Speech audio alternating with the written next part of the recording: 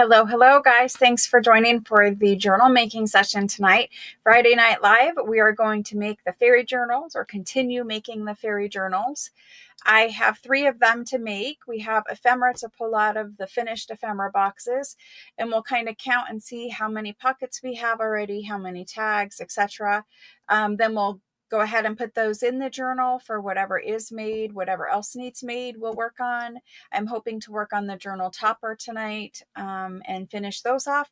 So after tonight, if we can stay here the regular 3 hours that I'm supposed to be here, the regular 3 hours that I am here, we probably will have a pretty much finished, except for the finishing touches, like, the tiny little things that take forever at the end.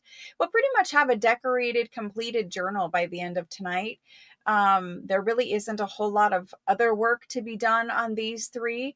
I will just kind of play it by ear and see what we need to do, and we'll work on it. But that's the plan for tonight. It is more of a subdued crafting session today.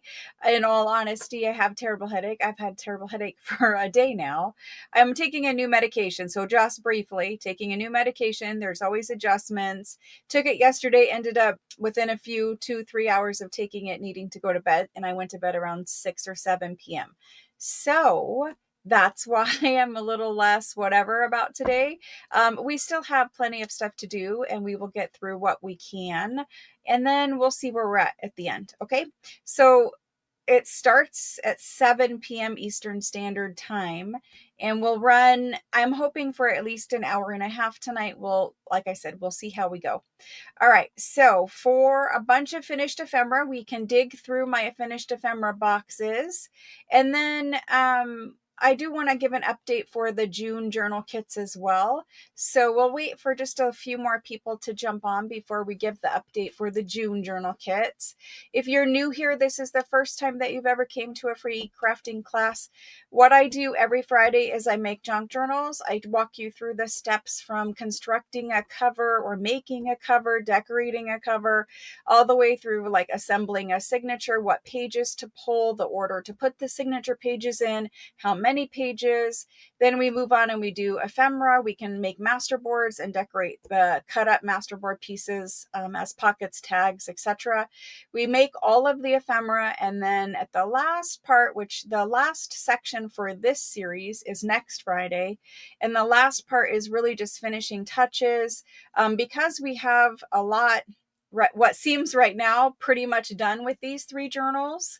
The finishing touches next Friday could be kind of fun, because we might have room to do some other projects that we haven't had room in previous series to do time wise. So that might be kind of fun. And then I'm working out of a kit. There's monthly junk journal kits that I make and sell on my channel in the Tuesday night live sales.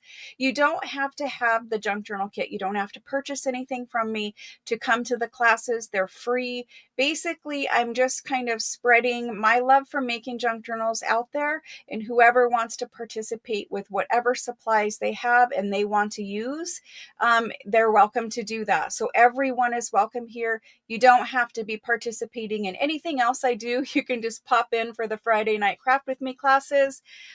It starts every Friday at 7 p.m. Eastern Standard Time. And so that's kind of what we're doing here. Like I said, if you want a junk journal kit, there's kits available every month on my channel. If you don't want a kit and you just want to use whatever you have, even if you're, I'm making fairy journals this time. If you don't want to make a fairy journal, you can still come hang out with us and make, a grungy journal if that's what you're making at the moment. And you can learn how to make the pieces of ephemera I'm making, but tailor them and decorate them towards, the grungy journal or whatever it is that you're working on. So there's a lot of information being given out in these sessions as well. They're free. I don't ever charge for classes. I've never done that, and I hope to never have to do that, right? So the classes are one part of it. The kits are one part of it. on Tuesday night, we do a live sale on the channel where I sell all the antique books and paper and ephemera, ledgers, letters. I mean, every kind of thing that you can imagine. On Tuesday night, I sell lace bundles, fabric bundles, all kinds of art supplies that you could use. Most of the stuff comes from France. We do the Italian Florentine paper, which comes from Italy. So Tuesday night is about selling junk journal supplies. That way you can build up your stash and then use those supplies to make the junk journals that if you're new, you can come and learn how. If you're, used to making them, maybe you just come and hang out because you like the conversation happening in live chat. There's a bunch of different reasons why people do what they do, right? And so I try to keep everything to where, I can make as many people happy as possible. So that's Tuesday, that's Friday, and then every day there is usually a 365 days of junk journal ideas video. There was not today because I posted 2 yesterday. We're going to have to play Fridays by ear. Fridays are like the least watched days, although last Friday you guys did watch a lot. So I don't know, we'll play it by ear, but every day there is a 365 video. And that's what I'm just calling them because it's easier to say 365 than 365 days of junk journal ideas. So every day there is some kind of content uploaded to this channel. Sometimes it's a long format like tonight where it's a long video where, you can come and go. You can watch 20 minutes. You can watch the whole 3 hours that we normally are here. And then, there's a short form video usually every day that's about 15, 20, maybe 30 minutes of just, like a quick idea, like here's a pocket you can make, here's, a specimen slide or something like that, right?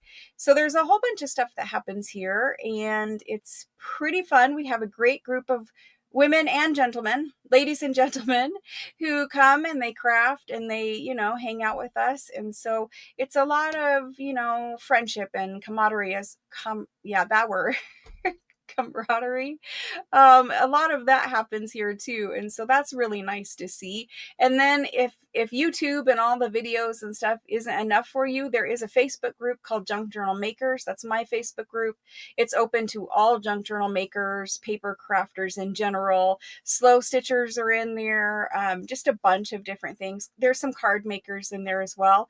But the Facebook group Junk Journal Makers, we're doing a challenge in there right now. It runs through the end of May, which we're coming up on. And that challenge is just posting a picture, just a quick little picture of something that you made. And every day that you post throughout the whole month of May. So you could have posted 31 entries to the challenge. The challenge is optional. You are never pressured into completing a challenge or participating in a challenge. I know there's some Facebook groups and they have a rule that says you have to participate. My group is not like that. It's always optional because, people are busy. They might not have time that month to do a challenge. So it's never like, don't feel like you're obligated to do it. But anyway, in the Facebook group, Junk Journal Makers, through the end of May, you can just post a picture of something you made, and that counts as an entry. The prize that everyone is trying to win, well, there's several prizes. The main prize is a $50 Amazon gift card. That way you can go out and you can shop and buy a prize that you are happy with, something that you need. And so I thought that was better than me just saying, here's a prize, right? So a $50 gift card to Amazon. The drawing for that winner is June 1st at noon here on the channel. It's live, I'm hoping. And so that's where we draw the winner for that. The other prizes that you get for participating in the Facebook group challenge is you guys are getting your stuff out there that you make. You guys are getting people to, see it and appreciate it and tell you made something beautiful. And it kind of feels good to kind of put your stuff out there and have people, give you good feedback on it. And so that's not really a prize, but I mean, it's definitely something that feels good if you've never done it, if you've never posted any of your work online before. some people don't post because they're afraid that someone will not like it or someone will have something mean to say about it. That never happens in our Facebook group. The second I would see something like that, that person who said something mean would get banned. We are very supportive for all different skill levels. Everybody from somebody who's never made anything for a junk journal, they're just learning, starting out, all the way up to some of the top junk journal names in the world are members of the Facebook group. And so it's all different skill levels in there, and everyone is nice and kind and helps each other. And that's the kind of Facebook group that I started out to build. And that's the kind of Facebook group that you guys make it. And I'm super happy that we have a group of such nice and kind women in there who can support each other. It's kind of rare these days to get a group where everyone is supportive and everyone is kind. And so that I just need to say thank you guys for, because every day when I see your posts, not only are you posting beautiful things that inspire other people to sit there and, craft, like you might post a journal card and it might be decorated a certain way or using a certain technique or something like that. And somebody sees that and they're like, oh, that's beautiful, I want to make it. So then they go in their craft room and they make something. And it's just kind of nice to spur other people's creativity. And then those people who like what you make, they're leaving nice, kind comments and giving you like reassurance of what I make is beautiful, right? Because we're always our worst critics, right? We make stuff and we're so critical about, oh, this could have been straighter, we could have added lace here instead of there, or whatever the case may be. And I'm telling you, everybody loves the stuff that everybody makes. It's just, we're so critical of ourselves. So I think it's good as an artist to make your stuff, put it out there, get that positive feedback and that, confirmation of, oh yeah, that tag was really beautiful. So anyway, that's the whole Facebook group thing. Thank you guys for participating in that challenge. It has been going strong since May 1st. You guys have been posting tons and tons of stuff.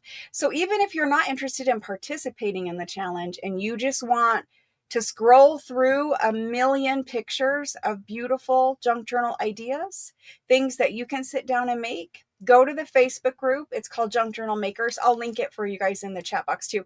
But the Facebook group is called Junk Journal Makers, and you can scroll through basically unlimited, because we're kind of, we're getting towards the end of May. At this point, we have had so many posts in there that there is unlimited potential to make beautiful things in there. So here's the link for the Facebook group, and I will pin it up to the top too, so that I need to pin it up here. I'll pin it up to the top so everyone can see it. There's that part. Okay. And so if you just want to come check it out, there you go. You don't ever have to participate or post or really anything, but it's there for those who want it. So there's that. Everyone is so talented. That's right, Karen. Right. And you're very talented also. The feedback from the challenge. Yep. Yep. It definitely motivates you too. Like if you're in a creative slump, just go and scroll through, and you can scroll, until you've had enough, whatever, but just scroll and you will see things that you're like, wait, how did they do that? Like, oh wow, I never thought of using that this way, or I never thought of folding my journal card this way instead of that way. It's so helpful to scroll through and see everybody's makes. So there's that. Hello, guys. Hello. I see lots of hellos. Thank you. Thank you for joining me. And thank you for welcoming new people. Thank you. Thank you. Hello, Virginia. Hello. Who else do we have that is new here? Jeanette. Hello, Jeanette. I see lots of regulars and I see some new people here. Charlene or Charlene. Hello, hello. And Christy. Hello. We've got lots of new people jumping on for the first time. Hello. So if you're new, please say hello. Not again, you don't have to, but please say hello. Everyone here, like I said, is very kind and welcoming, and they will all say hello to you. Hello, hello. Misty and Sherry and Mindy and Karen. Lots of Karens in here tonight. Jackie's in here. Monique. Hello, Monique. Hello, hello. Pamela's in here. Shauna's in here, Jody, Randy. Oh my gosh, lots and lots of you are in here. Okay, well, let's just go ahead and talk about June junk journal kits very quickly. Then I'm going to switch the camera down and we're going to get straight to work on whatever we're working on.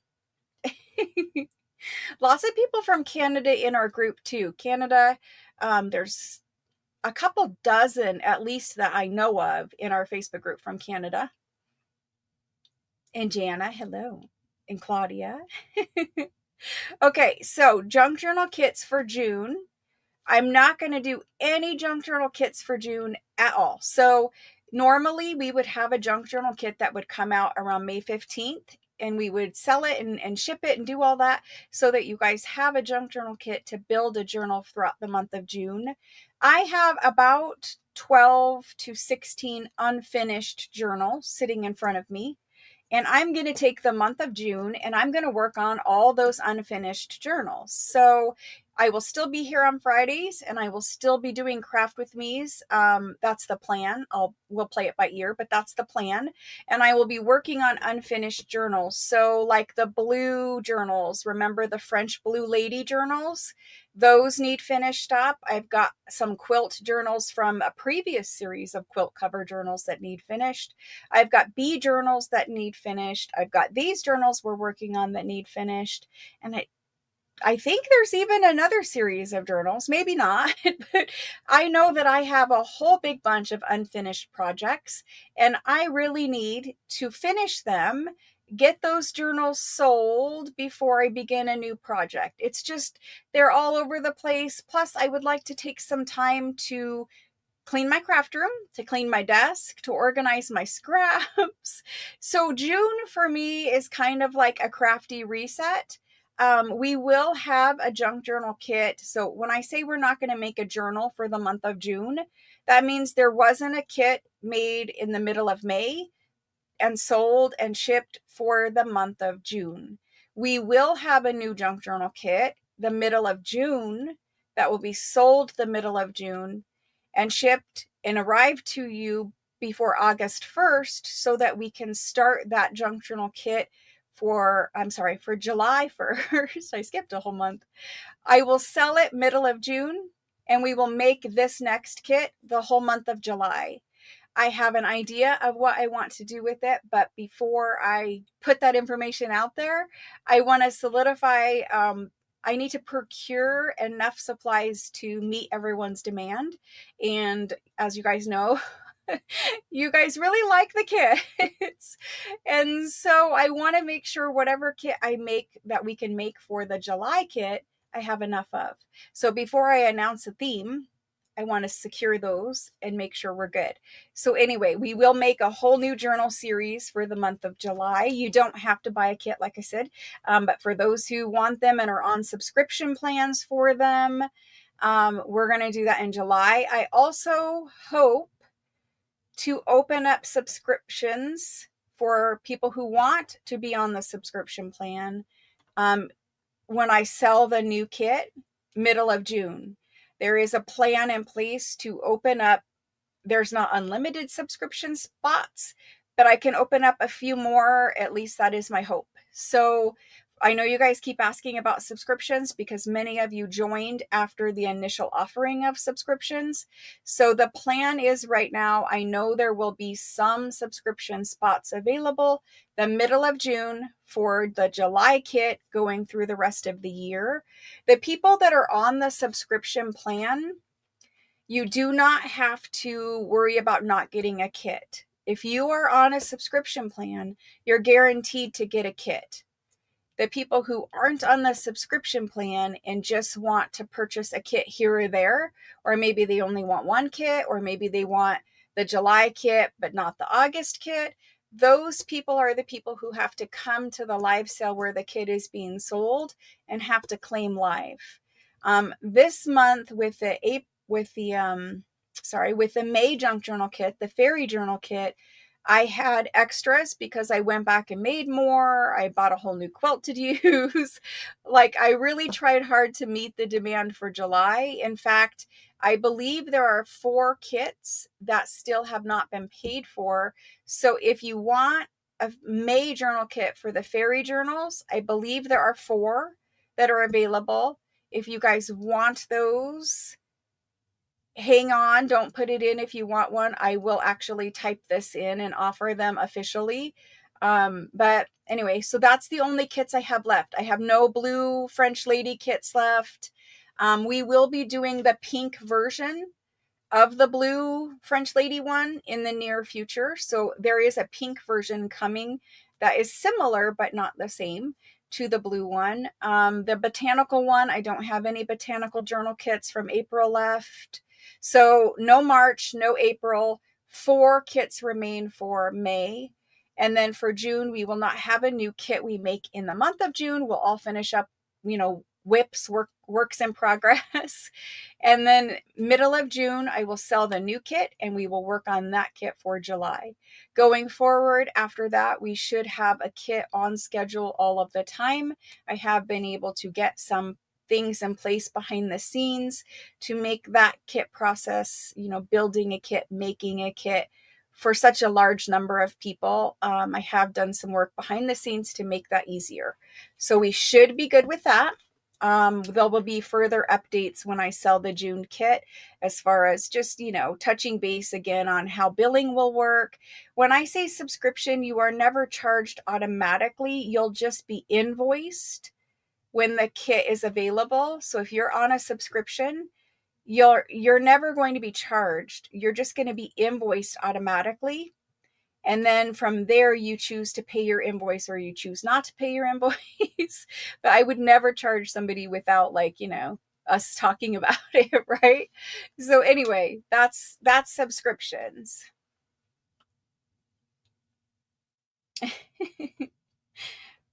Oh my. It's always a challenge with helpers. It is. The first lady, I'll just be brief about this. The first lady that I hired actually confirmed the night before, and I confirmed with her. She confirmed early in the morning before she was supposed to show up for her first day of work. She confirmed the night before. She confirmed like an hour or 2 before in the morning. She was supposed to start at 8 a.m. That was the time she set that she could come. So I got up at 6. I got everything ready. She confirmed she was on her way. And then she sent me a text message saying that her daughter-in-law got in an accident in her truck. And so she was going to her, and she said she would let me know about later in the day if she could come and help. And then later in the day, she messaged and said that, she was sorry she couldn't come. And I was like, oh, okay, stuff does happen. Traffic is crazy out here. Stuff does happen. And then she was supposed to come work a second day. We had arranged the first 2 days. And she was supposed to come work. She was supposed to come on a Tuesday for the first day. She was supposed to come back on Thursday. And she messaged me Thursday morning and said her grandson was throwing up and that this might not work out. And I was like, yeah, it seems like it won't work out. Unfortunately, I have to agree with you. I don't think it's going to work out. So that's just kind of how it goes out here. I don't know. The area I live in, it's just one of those, maybe it's like this everywhere. I don't know. I just think it's harder to find qualified employees. So I have actually outsourced with a headhunting agency to help me kind of pre-screen people. And yes, there is a larger expense in that, but I think it will be better in the long run to go through a company that pre-screens and gets everybody set up, like they're all background checked, all of that kind of stuff ahead of time. So that's been the experience. That's been the experience as far as help goes. Okay. No, the kits are not digital. Virginia, the kits are physical junk journal kits, like everything to construct a cover, everything to put the pages in, everything to make ephemera and decorate. And it's not every single little thing you'll need. You'll need scissors and glue, and you'll need whatever it is that you want to craft with. I do include a lot of things, but you will need some basic supplies of your own. I do not as a general rule, I do not include a digital kit with the physical kit. The digital kits are, whatever one that you choose to work with for your journal. So the kits are physical kits, not digital kits. There are digital kits available in my Etsy store, but that's separate from what I'm talking about. What I'm talking about is a physical junk journal kit with like laces and trims and covers and fabric and there's a whole bunch of book pages that you put in the signature and I don't know, printed vellums or focal points, or I always print some things for you so that you have some things to play with. There's authentic ledger pages in there, dictionary pages, rag paper stuff, a coffee dyed paper so that you don't even have to do that yourself. The kits are quite large and they have a lot of pieces to them. So you don't need to buy any digital and you don't need to do any printing. You're good there. I see you guys talking about it.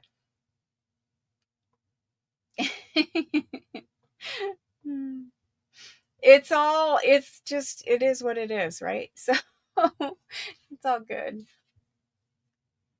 So the kit for July will be sold the middle of June. You just have to come to the Tuesday live sales. When I have a kit available, I will let you guys know. I usually put a little thing on Facebook or tell you guys a little bit in advance that we're going to have a kit, but it's generally the middle of every month. And so that's kind of how it goes. You just have to show up and claim one because you won't be on subscription because you are new. So you will have to be there that Tuesday to purchase a kit.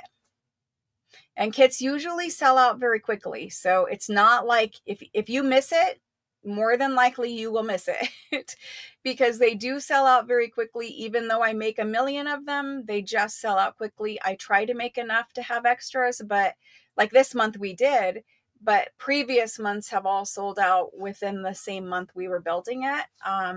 So I'm just kind of telling the new people, if you want a kit, just pay attention to the channel, pay attention to what's happening.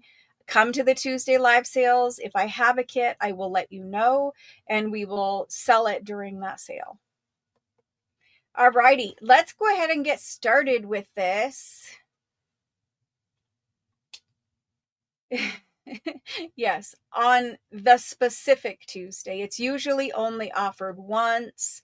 Then there might be some that are offered again if people cancel or people didn't pay their invoice or something like that.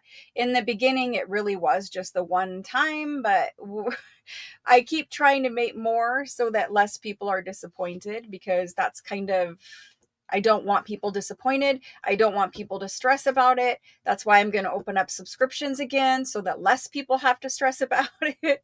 I am doing my best. So to be set up for the lives, there is a new process that will start on Tuesday. And on Tuesday, this coming Tuesday, I will let you know all the instructions for how to register to purchase at the Tuesday live sales. So that's Tuesdays, and we'll talk about it at the beginning of Tuesday. There's a whole new system and a whole new thing. So we'll all deal with it together on Tuesday.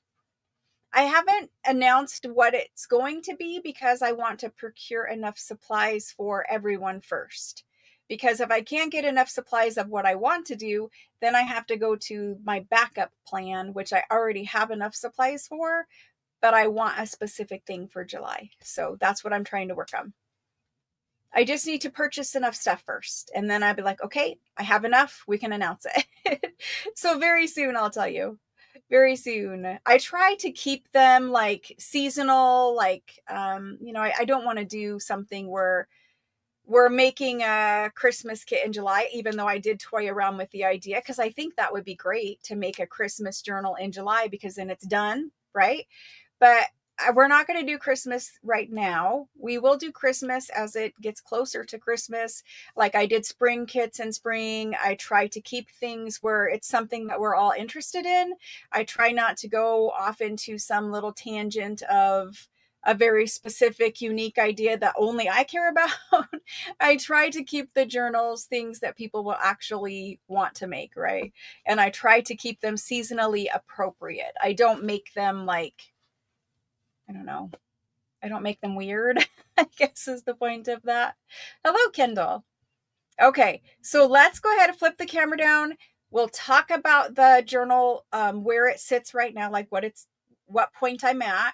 I have the three of them here. We've only worked in one on camera together so far, but I have three of them now. So I'll talk about that and show you that, and we'll flip the camera down. So let me get that done. There we go. There's that. We need to turn on some additional lighting. I can't have it on when the camera's the other way because it like shines right in my face and I can't see chat. So these are the journals as they sit right now. No, I think we can do steampunk because steampunk is enough. It's a very popular theme. I think we can do a steampunk kit. I think we can do most things you guys would think about, but for instance, I would never do a sloth kit because a sloth junk journal, while it will be cute, and while I can make anything cute pretty much, right? If with enough lace, we all can make a sloth journal cute. But I'm just saying I wouldn't do something that is so specific that people would not want to do it. Like a lot of people like sloths, but do you really want to make a sloth journal to sell possibly? Probably not. So I keep the kits pretty mainstream with the popular themes that people like to make junk journals about. Okay, so this one is the one where the signature is sewn in. I did redo my whole thing because I split my threads last time, so whatever. The kit the signature is all in here. So this one, the signature is sewn in. This one has a signature built, but it is not sewn in just yet. So that one needs sewn in, and then we'll place ephemera in it. This one, same thing. This is the original quilt, which was the more vintage worn one. And this one, same thing. It has a signature in it, but it's not sewn in yet. So these two I'm going to sew in off camera, and then I'll place ephemera in them. This is the one that we're going to work on tonight because it's sewn in so that I can add my ephemera to it. So there's the three, and we'll talk about putting things on the covers of them too. I'm hoping tonight to make toppers. I'll probably just make one topper. That way you don't have to sit there and watch me make three toppers. But if you want to, we probably could too. As far as time and whatever, we'll see. But there's going to be three toppers that go on the front of these. I will be adding some lace to my page edges. These are things, I won't add the lace on the page edges on camera unless we need to do it next time. But more than likely you guys already know how to add lace to the page edges, and I've done it before on camera with you, so I don't feel like we need to take up our time doing the lace on the page edges. But I will be making toppers. We'll talk about finishing off the covers so that they're completely done. If we're going to do a closure, we don't have to. These are quilt covers. You don't have to have a closure, but if you want to, we'll do that together in the next Friday session. And for tonight, we're going to put pockets in and fill them. In order to do that, I need to go through my ephemera boxes. And I know you guys always say that some of your favorite parts of the craft things are seeing all the ephemera that I made. Because it's like, you don't have to scroll through Facebook to see it. You can just see it here. So anyway, let's talk about ephemera.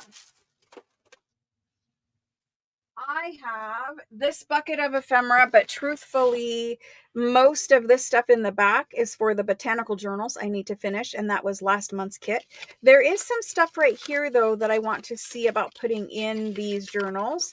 These are some pockets and some journal cards. So we have some stuff here in the front of this one that I can play with. Then we have another bin, and this bin has a lot of things. So like is very, very full. I've like crammed on top of stuff in here.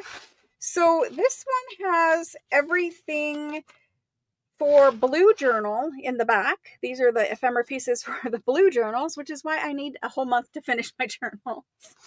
Everything's made. I just literally need time to sit down and glue it in. So let's start pulling. We made these pockets. This is like yesterday's stuff. So there's those pockets. We're going to pull those out. We're going to pull these out. These are the three large tags. that I made yesterday. And so those are there. So pockets and tags. These are journal flips and tucks. So those can go there, I guess. And then what else? We have these pockets. So this is all stuff that I will be putting in these journals. These are the vellum pockets that we made recently. So there's those. This is the little gatefold journal card. There's only one right now because I didn't make two more. There's that. I have ideas for my idea book. So I've been making off camera or on camera, one or the other. I've been making pages that I'm going to put into my idea book. That goes that way. But I'll be making pages for my idea book. And as I make them, I just keep them right in the front of this box. Eventually, I'll show you the whole book. And then these pockets were made, and I have some extras. And I have 3 completed, and they've got stuff in them. Then we made these little wallpaper pockets. There's those. Then this guy, I believe, is going to go in the botanical journal. So that's a different piece. Then we've got these 3. These are fairy pockets that we made. So there's fairy pockets. I made 2 of these waterfall pockets. Those could go in here. So we have some things that are for sure going in, and we have some things that are possibilities. These are decorated glassine bag pockets. These guys can go in here.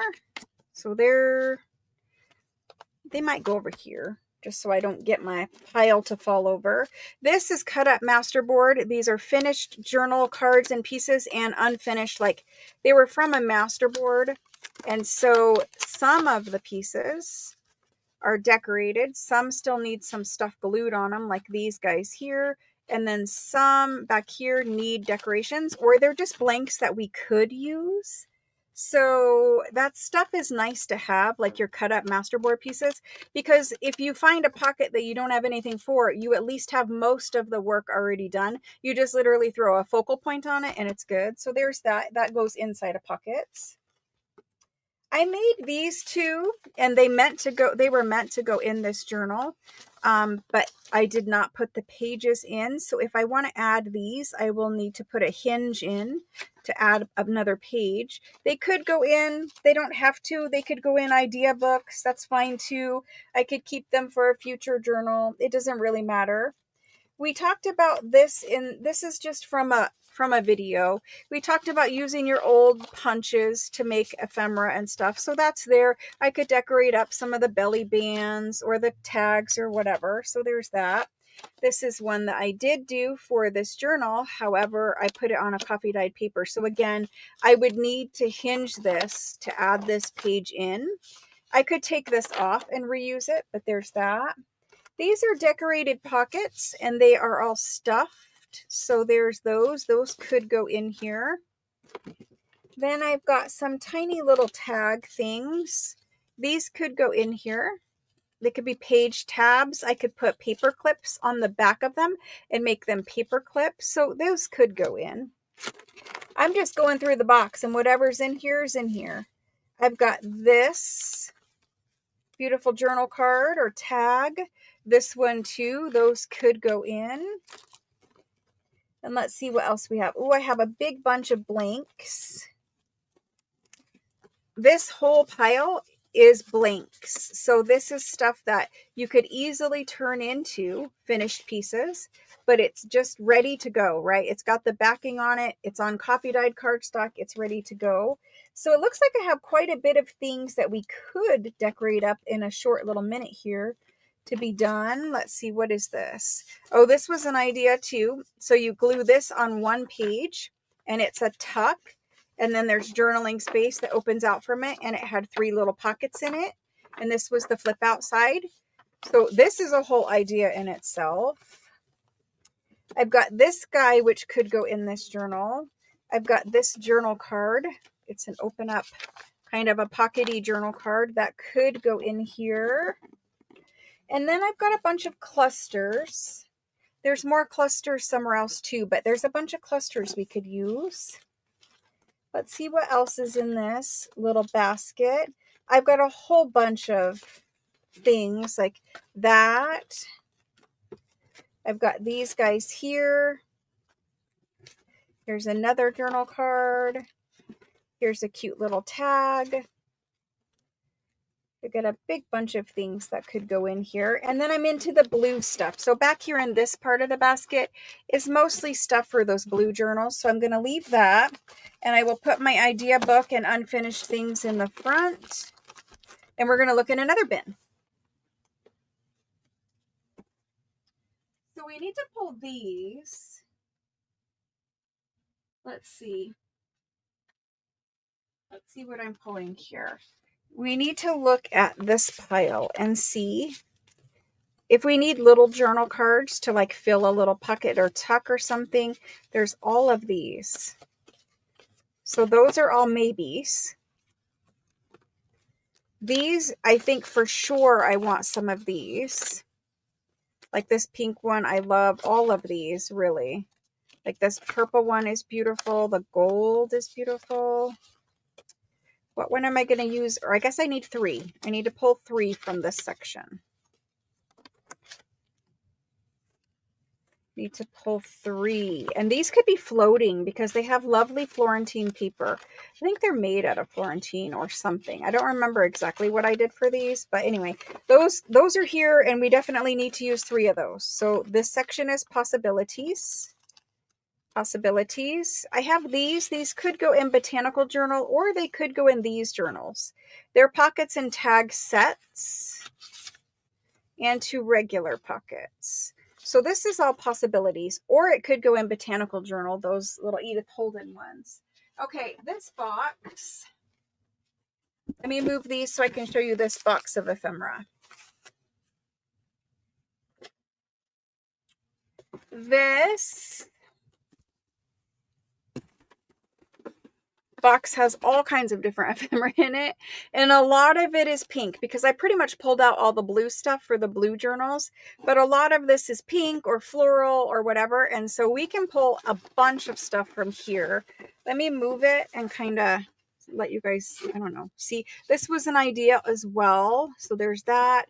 There's these painted mixed media tags that we could add focal points to. I know there's some finished ones in here as well, so like that. I mean, obviously that could just go right in a pocket. And there's a bunch of those. There's these 2 pockets. Those could go in here. They're very cute. I didn't use these wallpaper ones in the blue one yet. And these 2 are pink, so we could use wallpaper pockets. Those are made from actual pieces of wallpaper. There's this little trifold thing, and this was super cute. We could put that in there and finish it. I have these very lacy, clustery tags. I definitely want 3 of these for this journal. So I have a ton of ephemera. I really doubt that I need to make more. I mean, there's always something that just doesn't fit in a certain spot. But for sure, there is a lot of options in here. I've got a bunch of these blanks too. So I have a million blanks to just, you know, decorate up. It's not really an unfinished project box. There's this one too that has a pocket here and a pocket there, as well as that one. This little guy was so cute. I loved this. We should put this in this journal. Super cute. There's some napkin decorated pieces back here. There's a couple little painty swatch things. There's more pages with waterfall pockets and layered pockets. And all of these were for the idea book as well. Little hinged pocket, right? That was a hinge idea. There's so much stuff in this box that I forget about. Okay, painty things. Over here, we've got little journal cards like this where they've got botanical images behind them. We've got undecorated pockets here. Some pockets with little music paper wraps on them. Those could go in there, or tags with music wraps on them. These are fabric sample tags. This pile here is super old ephemera. Super old little masterboard pieces, some finished pieces. I have a hard time fitting these into journals because you need just the right spot for them. So those are there. They've been in this box the longest, I think. Right there. This guy was super cute, and he opens up and he's just got little tags in him, little journal cards. So it's just really a folded piece of cardstock, and then there's little pockets on the side with journal cards. It's super cute though. Then there's a bunch more tags and pockets and decorated bingo cards. These ones would go in this journal. Journal cards with little birdies, and they're all sewn around. This one could be a pocket even. So there's those. There's some envelopes that are folded up. This is decorated napkin ephemera. I think you guys can kind of see. There's just a ton of stuff in here. Some more tags. They need a little bend. This is wallpaper again. More pockets. Botanical pockets, bird pockets. Wallpaper again. Folded pockets. So much stuff. This little guy is so beautiful. He could go in there for sure. I just have a lot. So anyway, I think we're good. I don't think we're going to have a hard time finding little things to tuck into little pocket. So all of this stuff pretty much. Here's some more little pockets that actually have stuff in them. All of this stuff was pretty much made in the 365 series. So if you're looking for how I made it, or you want to watch the videos or whatever, that's where that stuff was made from. And there's even more back there. And another one of those pockets. And a couple more tags. I don't know if you guys can see anymore, but there's a lot. So anyway, we have tons to play with. And I stopped pulling because I really didn't know what we were going to need. So let's start talking about pockets first. Let's start talking about pockets. I know there was not any pockets over here. I mean, this could be made into pockets. Those could be gone on a page.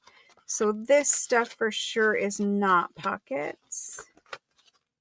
That could be used as a pocket. I think we talked about that in the video.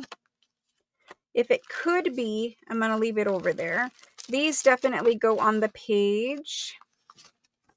These go on the page. All of this stuff goes on the page. Okay, so let's grab the journal. I can't pick this one up.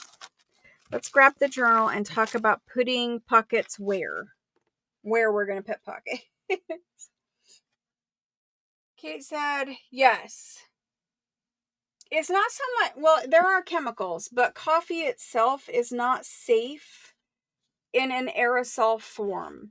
Coffee fumes, the way that if you smell the coffee, there's coffee in the air.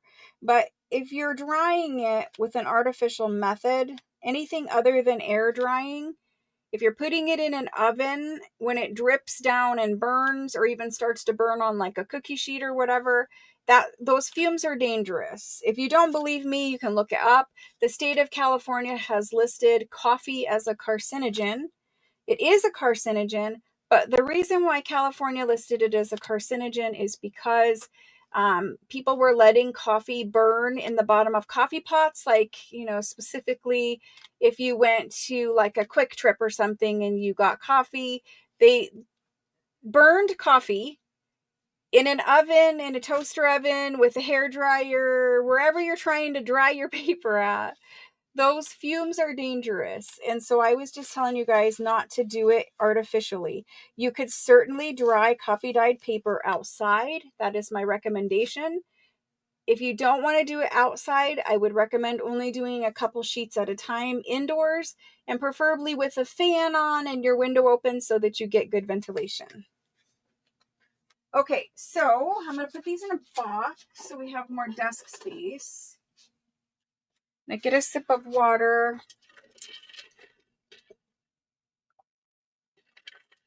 And we're going to grab a journal.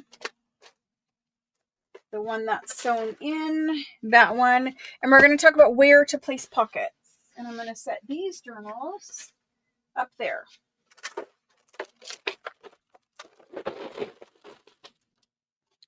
I need space for a cutter.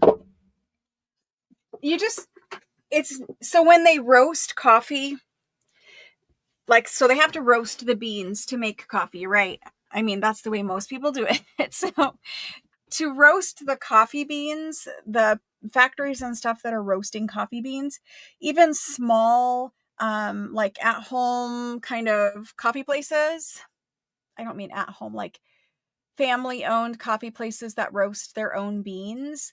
They're wearing breathing protection, like masks with super, super good filters in them, because they know that breathing the coffee fumes as it roasts and cooks and burns a little bit is dangerous. So if you're putting it in your oven and it is baking the coffee onto the cookie sheet, because it does, right? It gets little coffee burned on the cookie sheet. Sometimes coffee rolls off the cookie sheet and gets into the bottom of your oven.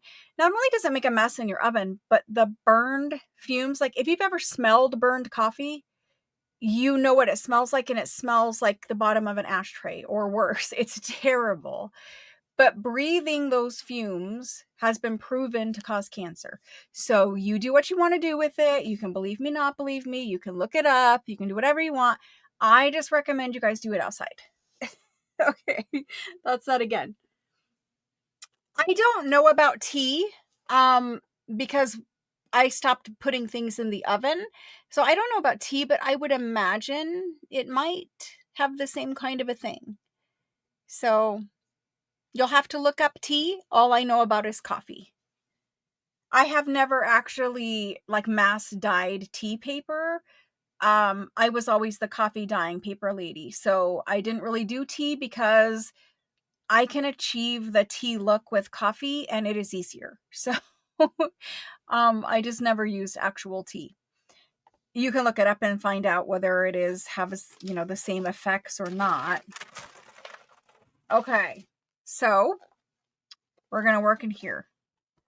We're going to slide those over and we're going to see where we want to place pockets. That's kind of what we need to do first. We're looking for pages that have kind of like this one. If I scoot this stuff over again, I am always running out of space. This is not my craft room. I've said this before, but this room that I'm in is only used for like filming and live selling. But my craft room is across the hall. And in my craft room, I have this big, huge, clean work desk and all my organization everywhere that I spent like millions of hours trying to figure out how to organize everything. And then I do 99% of my crafting in here because it's where I film. Anyway, we're looking for pages that are kind of plain on the bottom that look like, you could put a pocket there quite easily, right? Like, I don't know if that's the one or if this is the one, but you're looking for a place where you can put a pocket and it's not covering up something that you're in love with, right? Everybody will like a page or dislike a page. It's up to you where you put your pockets is what I'm trying to say. But a page like this is a good option. And it's a nice place right here to open up a pocket too. So that might be option for number one. We do have a little tuck right here that something's going to get tucked in. Like I wouldn't put a pocket here because if you put a pocket there, you might see part of a bird peeking out and maybe you like that. And if you do, that's fine. But for me, this page has the focal point down here at the bottom, so I don't want to cover up the focal point. I'd rather put it on something else where, you could cover it and it wouldn't be so terrible. And then there's that. Again, you could put a pocket here. That's okay. I don't think I'm covering up like this. To me is the focal point. Here, it's just really a collage paper, so, you could add a pocket there. So let's see if we add a pocket here. You'd add a pocket there. That's one, that's two. So I've said this a lot of times and I'll say it again. This journal is a single signature journal, meaning it only has one signature in it. It's quite a big fluffy signature. It's a quilt cover, meaning I can add a lot of pages to it in a single signature and be fine. But in my journal, find your center point. You want to put a minimum. I think this is a good formula, but you do you. Want to put a minimum of 6 pockets in the front and a minimum of 6 pockets in the back. 12 pockets total in a single signature journal. spread evenly in the front part of the signature and the back part of the signature. So that's what we're looking for, is we're going through the front part of the signature and we're trying to find 6 places to put a pocket. Some pages they'll be so plain that you'll know you have to stick a pocket on it.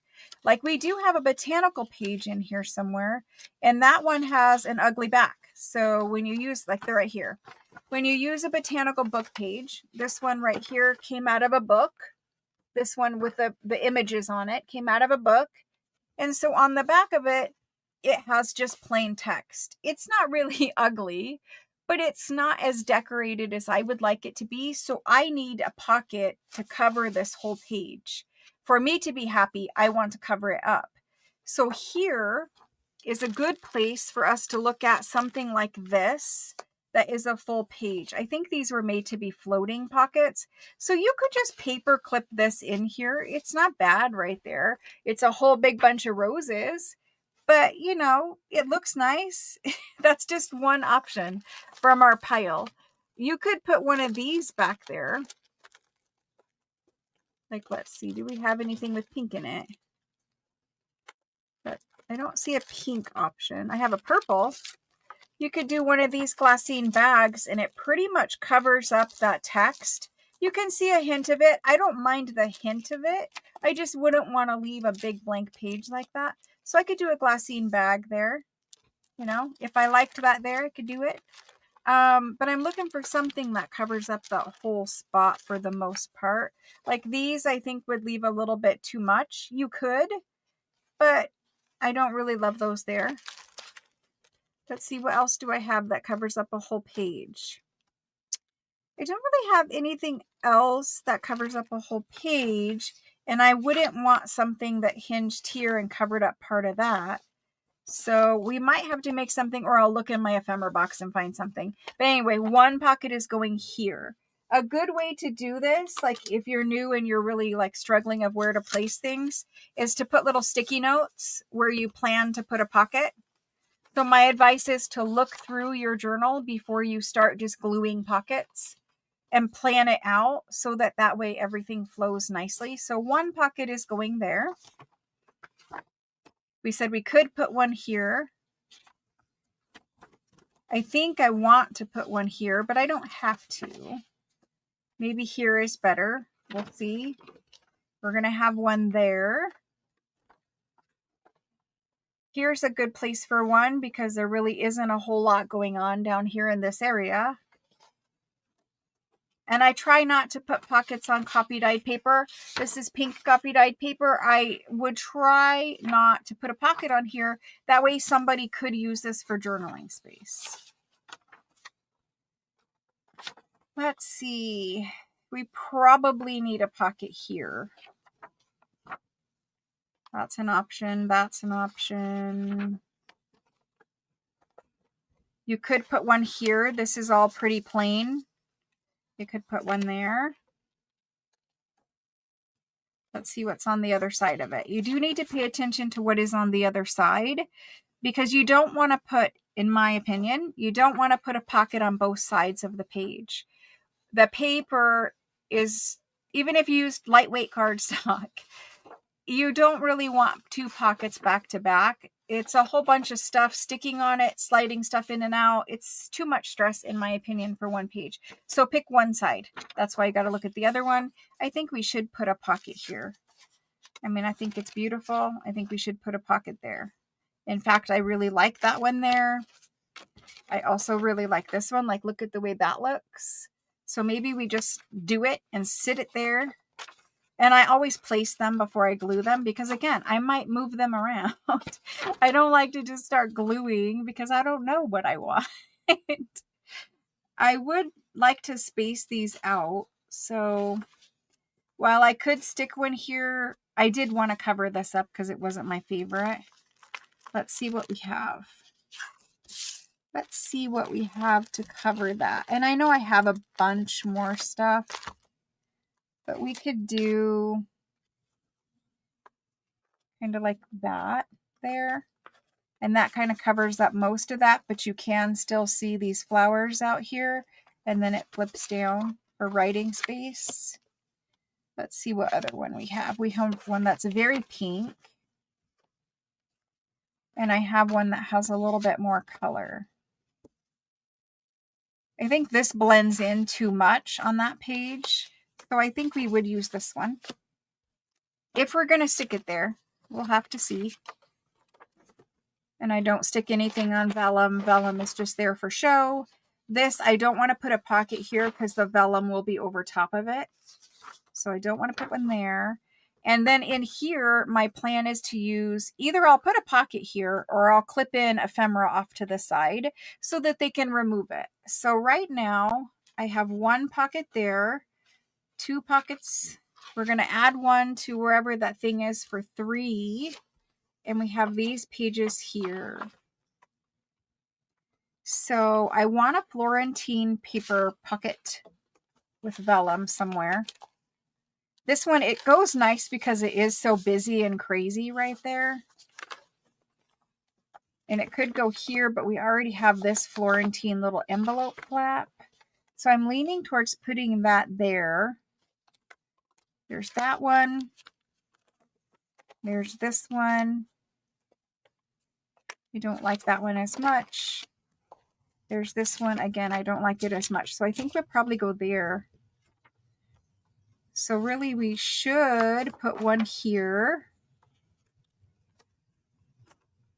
So what will we put there? We need to put one of these in here, but I don't really want to cover up those roses. And I could cover the whole page, but I don't think this is the place for that.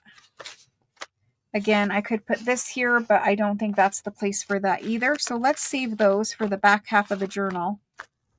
We have glassine bags. That's not really the place for that either. We have waterfalls, which might go there. And they're going to have little pockets in them. There's pockets up in there, but they're not glued in yet. We could do waterfall there, but it's an option. Let me leave it there for the moment and see what else we're going to do. And by pocket, I mean page, like if it's a full page decoration, that's it. Like just 6 elements, 6 pages where you added something big like a pocket or a whole page decoration or whatever. So if we do that, you really need another one. Let me see. We got 1, 2, 3, 4, 5. So far we have 5, even with this little flag here, we have 5. So let's find another place for an element, a decoration, a something. That one's going on that side of the page. We're covering that up. I think maybe here. This looks like a good place. Maybe we add a glassine bag, because when the glassine is down, you're still going to see all this pattern back here. And I like the fairy with the botanical here. So I do like that. Other option would be one of these. And I like that as well. But this pocket is really meant to go on this side of a page.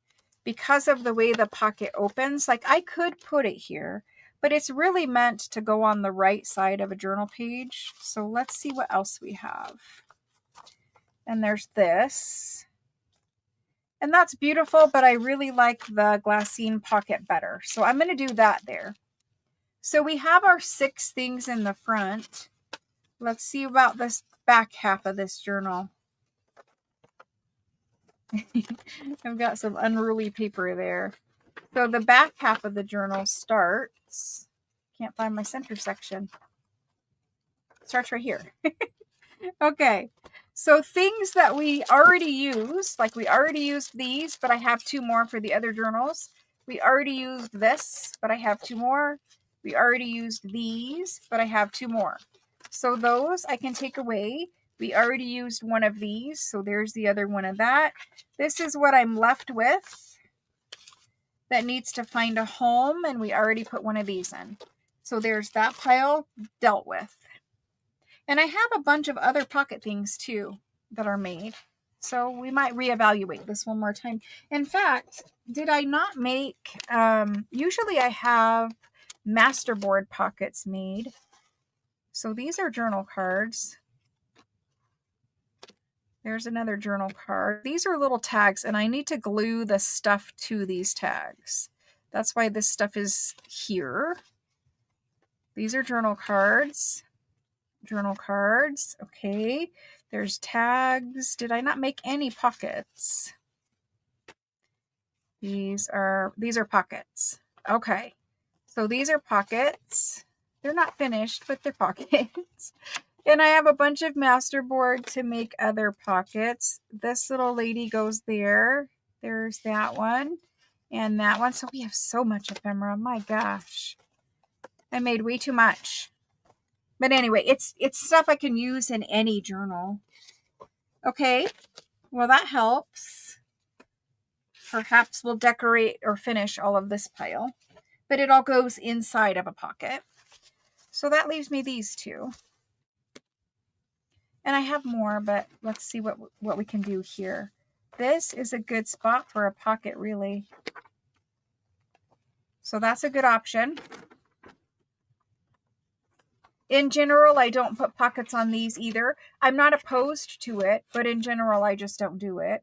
I think we should put one here. These need inked around so that we really can see them, but that's not a bad option. However, I think we need to use this one here. There's a purple, there's a pinky one. That one's kind of nice there. But there is this one, and she has blue in her wings, and there's this blue back here. So maybe we use that one. Okay, so there's that pocket. That's our first pocket. That. We could put one here. And maybe this one goes here. It's kind of plain, but I think it just needs inked around before I love it. So there's that. We could do, although I do like putting something here. Both of these pages are pretty plain. So you could put a pocket anywhere, really. Let's see what else we can do. If I don't put this there, maybe I put this here. That's kind of nice there. Let's leave that one there and see how we like it in the end. So there's that. Which means we would leave that one plain.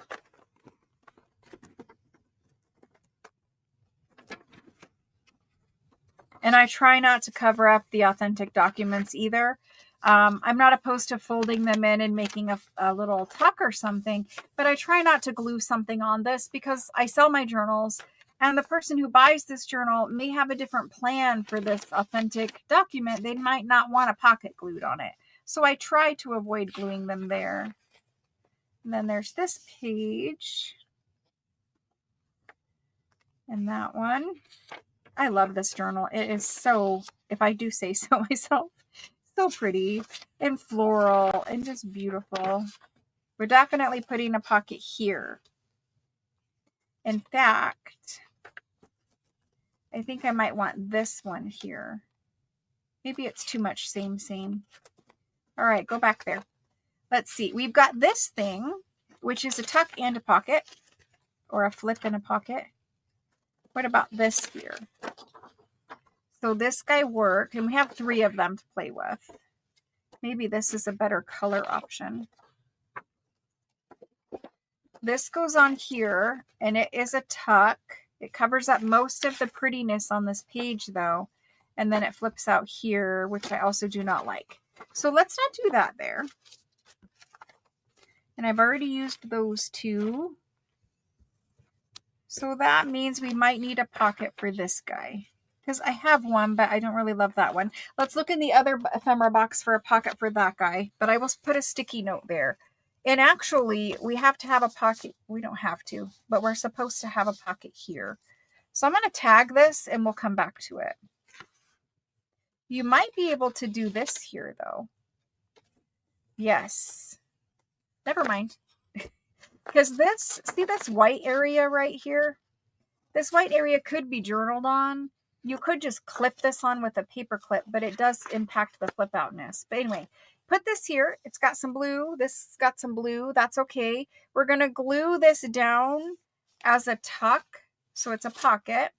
And then over here, this guy, he kind of looks strange with this, and he flips out. I don't know if that's the best option for that, but we do need something here. Okay, never mind. There's that. We need something there. I'm too picky, I know. But I think being picky is helpful when you're a journal maker because it makes you make beautiful things. You don't, you don't settle. You don't just do it for the speed of doing it. Like when I'm doing videos, part of the struggle of doing a video every day and trying to keep it short is that I won't just make something for the sake of making something. I have to make things that I like, and I have to do them the way that my brain tells me they need to be done instead of just like, oh, I need to do something quick for a video. Same thing with making the journals, same thing with the classes. I can't just give you guys generic whatever. It has to be authentic the way I like it. And so, that's kind of the struggle of doing it, I guess. This little bit needs trimmed off. I don't know what happened there, but we're going to trim that. That could go there. I think I might like it when it is inked. I'm going to leave it there for now and we will see. But I also want to dig out stuff from the other ephemera box. Is this a better page? New. There's a pocket here that we'll put something in. There's a pocket there we'll put something in. And then we come to this spot. I could put something here. Do I want like this guy here? And then he flips out there. I don't know. I'm having trouble finding places for these now that I've made them. Where else could this go? What about putting it here? And maybe not this blue one, but what about putting it there? That actually looks better, I think. But see, then we have competing florals. What did I just see about picky? You might have to go on a copy die as much as I don't want to. You might have to go on a copy dyed page. He impacts it a little because you lose what's behind here, but you gain it back right there with journaling space because it flips out that way. That's an option. I'm not saying it's the best option, but it is an option. And then we still have that guy there. Okay, so how many pockets did we do on this side? We did 1 pocket, 2 pockets. We're going to do 3 right there. I think they're unevenly spaced. 4 pockets. Where did this guy come from? 4 pockets. He was in here somewhere. 5 pockets. Is that where that was? I don't think so. I think that was here.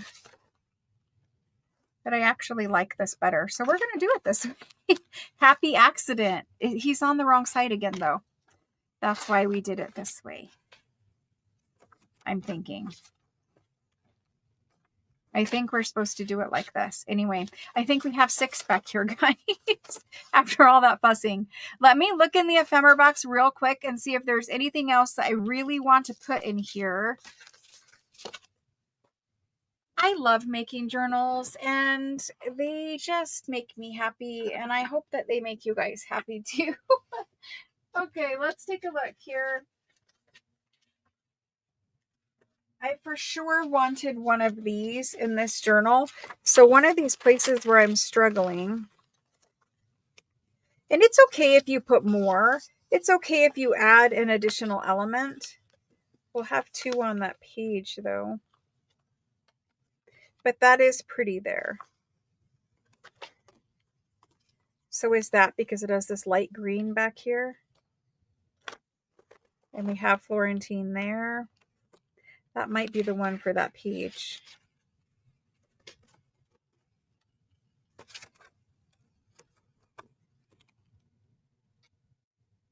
That's also equally pretty. Okay. Just because I want to, we'll add an extra one. And what else can we add? What else can we add for a pocket? Pocket, pocket, pocket.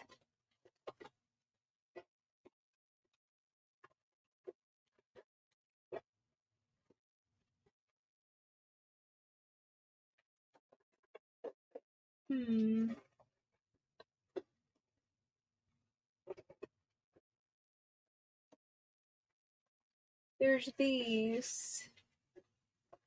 Any of those.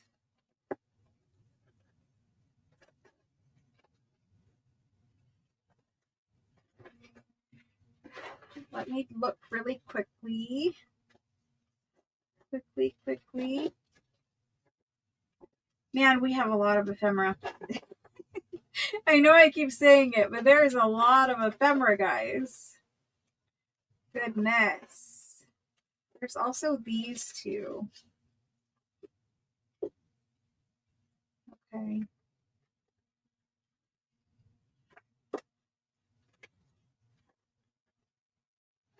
All right. Well, let's look at these quick and make sure that I would not rather have one of them. I still like this one better, especially when I get that one to stay down. I have a blue bird. He's kind of nice there too.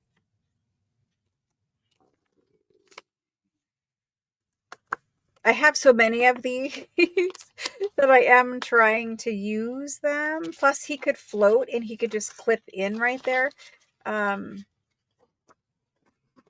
could put him back here too though. And maybe right in the center. I think we want him here and I think we want him clipped. Okay, so I had some bird pockets and this little pink one looks so cute. Either of these work.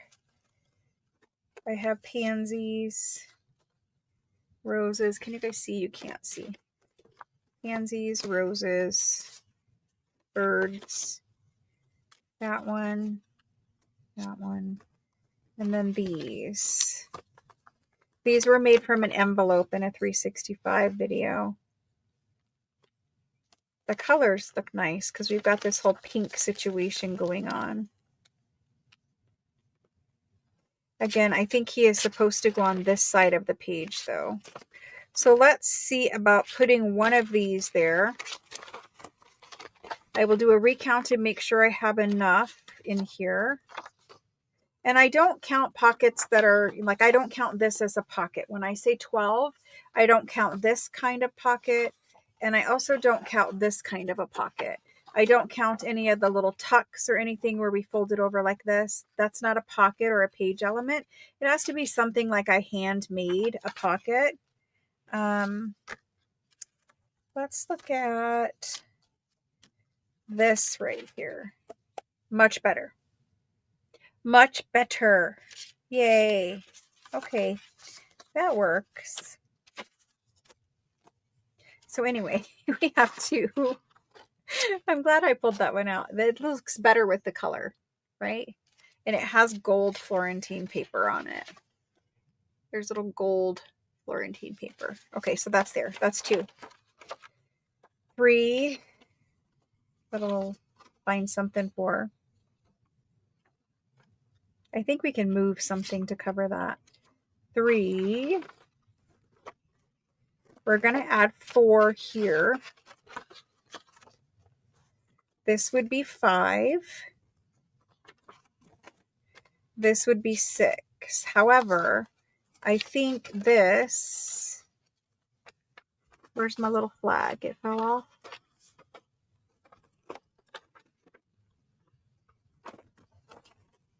Right here. It covers up the page and keeps me from having to make an additional thing. So let's put that one there.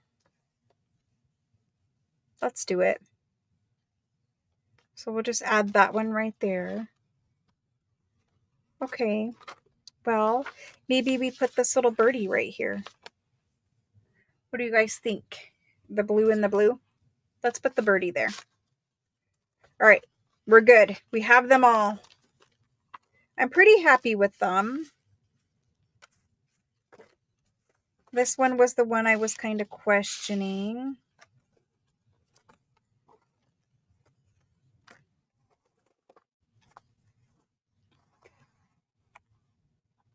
It's not better. If it's not better, then I can't do it. I think the waterfall is good there. Let's do the waterfall.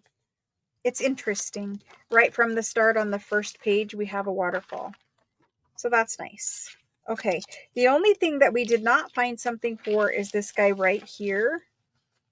Right here.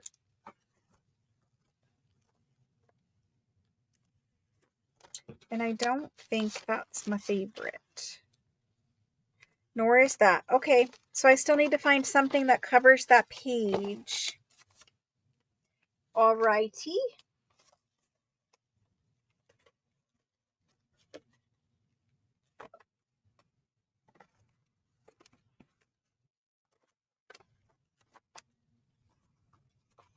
I need to check one thing before I move on. I keep losing my ephemera in here. Right here. We said we didn't want that there because of the angle of the pocket. Okay. So let's find something for that guy.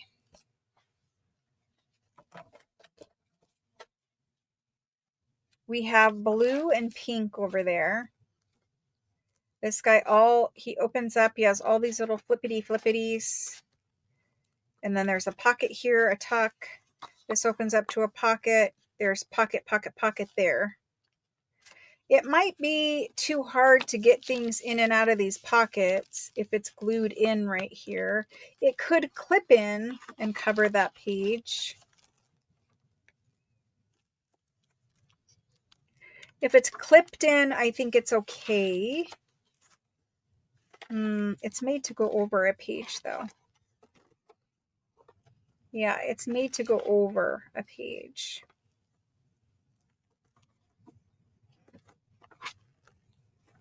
We could clip that there.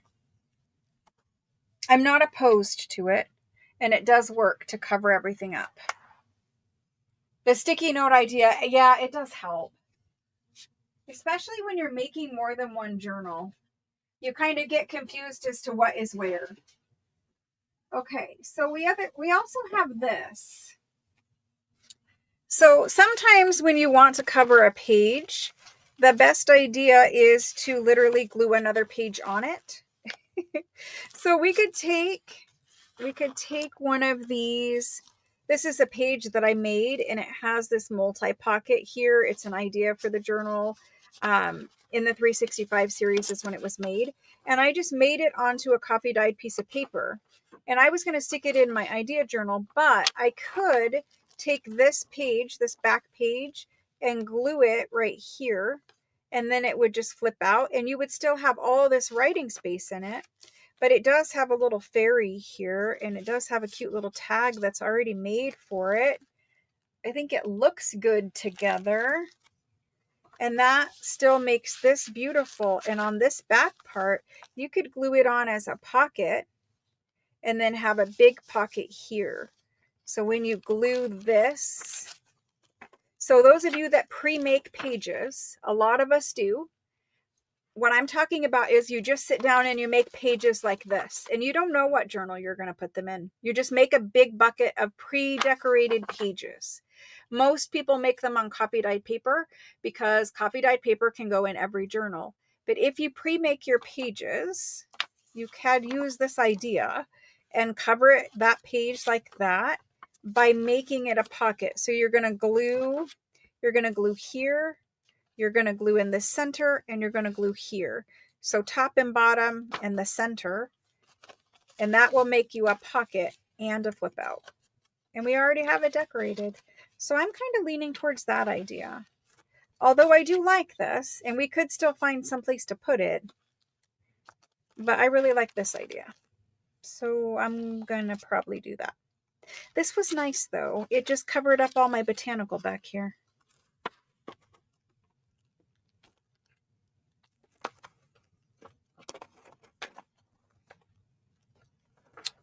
What did we do back here in this part of it? I told you I keep losing my place. So back here we did this one. And you could have done that. It just would have been coffee dyed. I mean, you could still glue it in and have a whole page that opens this way. I think it's less impressive though. You could do that. And then put this way here. We keep talking about it, but I think I like the other idea. And we're trying to cover up that blank spot right there. This guy. And I could make him the pocket. So he'd be a pocket notched here. And you just add in a page. I kind of like it where it was the first time. This is what drives me crazy though, is that I can't make it perfect. I can't make it perfect. All right, so we're going to do that there because I like it better. And we'll put her back here. It's the same theory, just a different size. So we'll put her back there. Okay, I'm good. I was trying to make it fit in here, but I don't think I can. So let's start by gluing these in. And as we glue them, if anything is not inked or whatever, we're going to have to stop and ink it. But most of the stuff is inked. And then I'm going to glue in pockets. I recommend you glue your pockets with art glitter glue. Art glitter glue is very strong, quick drying glue. If you're gluing in pockets, as you're gluing them in and you're folding your pages over, if you don't use something that's very quick drying like this, the possibility is if you're using, say, Fabri-Tac, because a lot of people only use Fabri-Tac and they swear by that method. Fabri-Tac stays wet for forever. For a very long time. And as you're flipping your pages over, like if I glue this in and flip, this page could get stuck to here. So one of the reasons I like to use it is because it's fast drying. The other reason I like to use it is because it's the most strong glue for gluing in a pocket where you're going to have something go in and out of it a bunch of times. Like, you know, we're going to have a tag go in here a bunch of times. And this glue is so strong. It's like liquid cement where it will hold it the best, in my opinion. The other ones, they tend to peel up a little bit. So that's my kind of 2 cents on that. Let's go ahead and get started.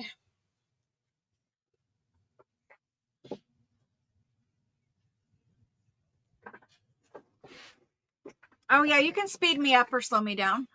You can fast forward.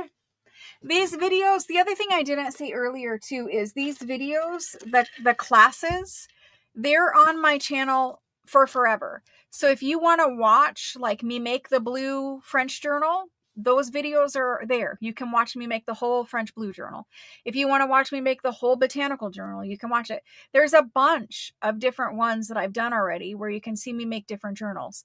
You can speed it up because you don't want to hear me chit chat forever. You can do that.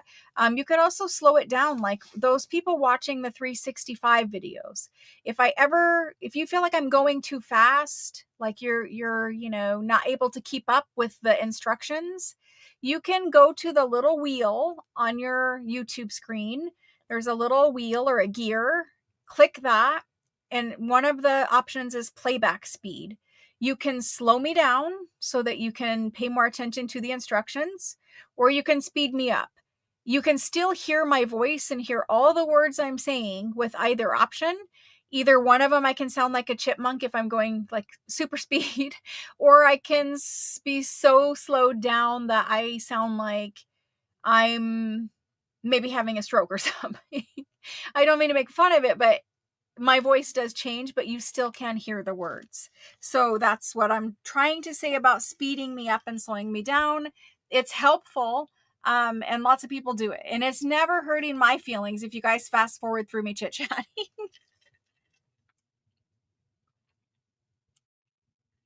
Hmm.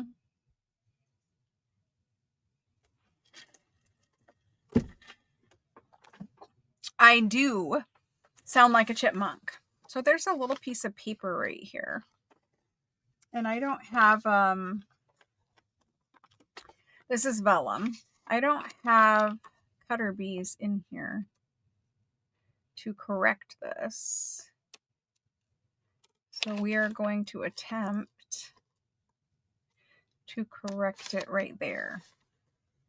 It's better. It's not perfect, but it's better, and I think I can accept it. Now, I will forewarn you, I really inked my ink pad like crazy yesterday because it was dry and I was tired of having to redo it like every 5 minutes. I actually have not opened it up yet at all. I don't know what it looks like. When I left it yesterday, it was so full of ink. It is still kind of full of ink. It's all in there.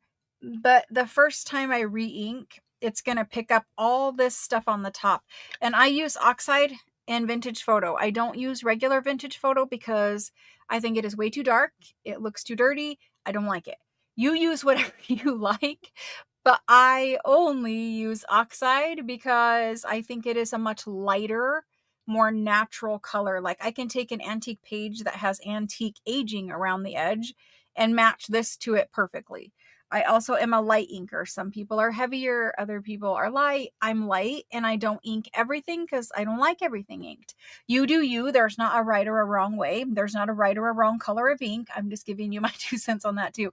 But I did re-ink it. And so the first time I re-ink, like we can do it right now, it's going to pick up all this loose stuff here on the top. And it actually makes your little first couple of times you use it, it makes it more like a gold.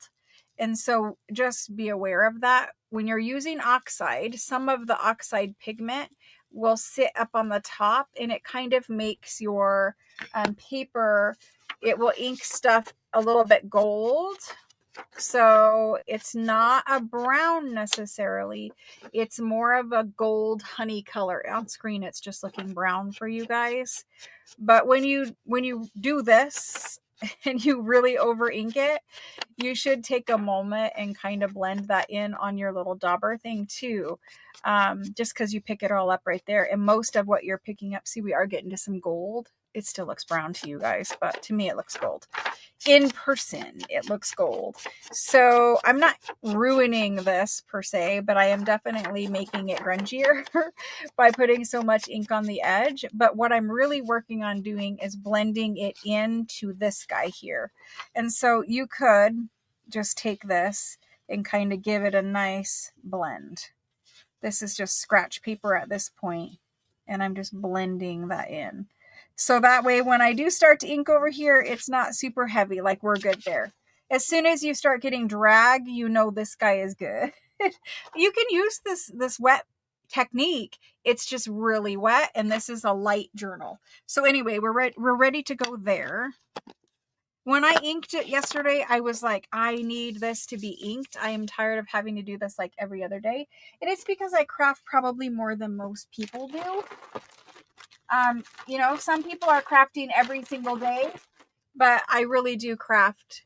I mean, for a 15 or 20-minute video, it takes minimum 1 hour. And I have to do that 7 days a week plus 3 hours on Fridays. And miscellaneous throughout the week if I can get it in there, right?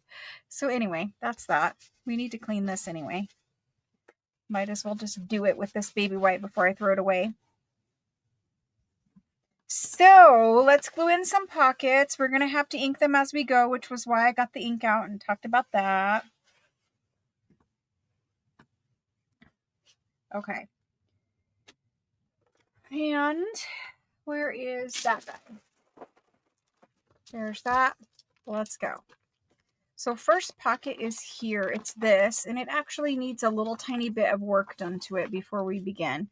I do need to ink around the pages if I'm going to, and this looks like it got a little glue there. It opened up. This is the pocket that goes in here.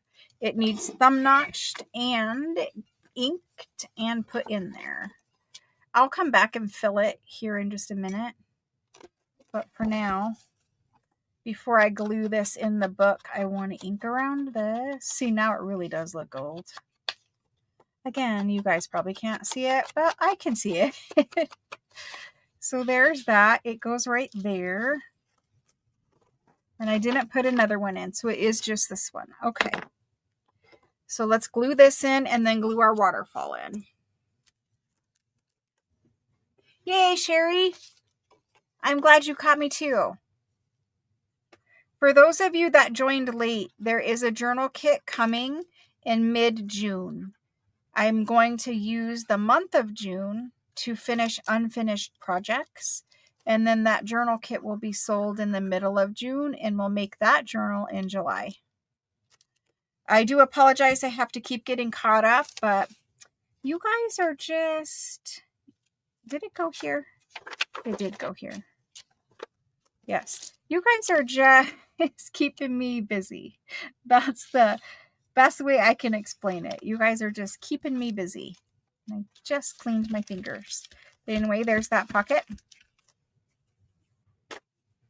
So I'm going to use June to finish all my unfinished journals. So if you guys want to like craft along with me, I'll be working in the blue French ones, the blue French ladies, the botanicals, and I'll probably be finishing these and a bunch of ones that you never saw me do because I did them last year and they still need finished. So that's what that looks like. It could have used a little tiny bit straighter. Again, the perfectionist in me. There we go. And so we'll stick a little journal card or something in there, and the rest of it is journal space. I think I should ink a little bit just to kind of give it some definition around the edge. Just a little. And let's go ahead and do here.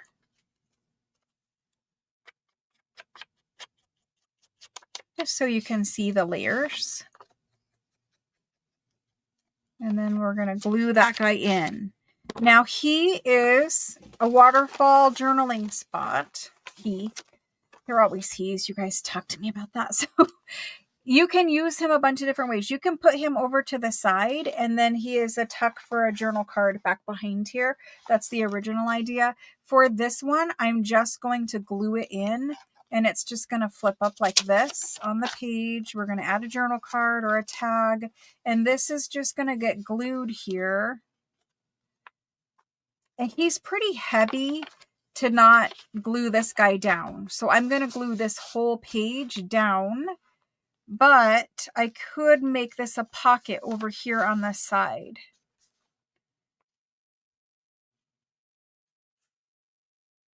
I'm going to make it a little pocket. Let's do that.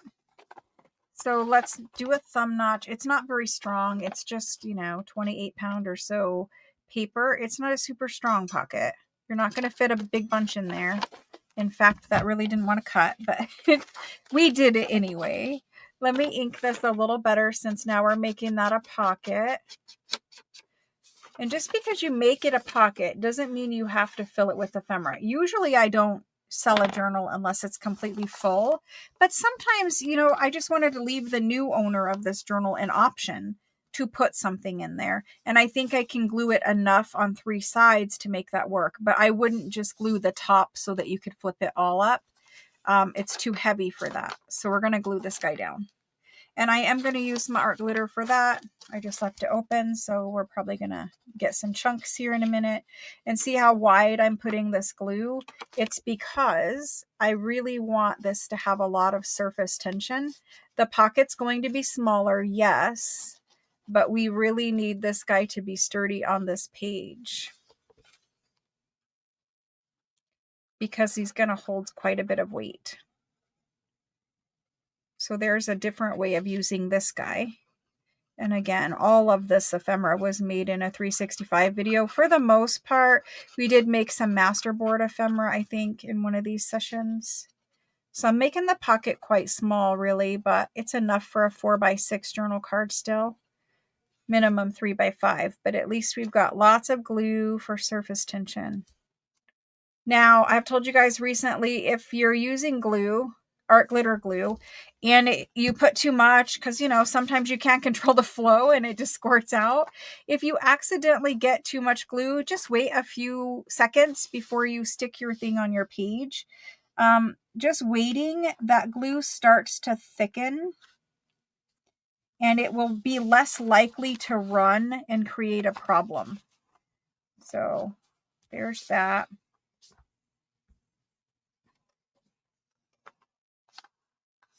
That works pretty good. I'm going to go ahead and add, since we used it in a different way, just a little bit more glue right here where it's sticking up, and press that down. Okay, so there's that. It's journaling space. It could have something tucked right here. It folds down, it folds down, it folds down. There's that page.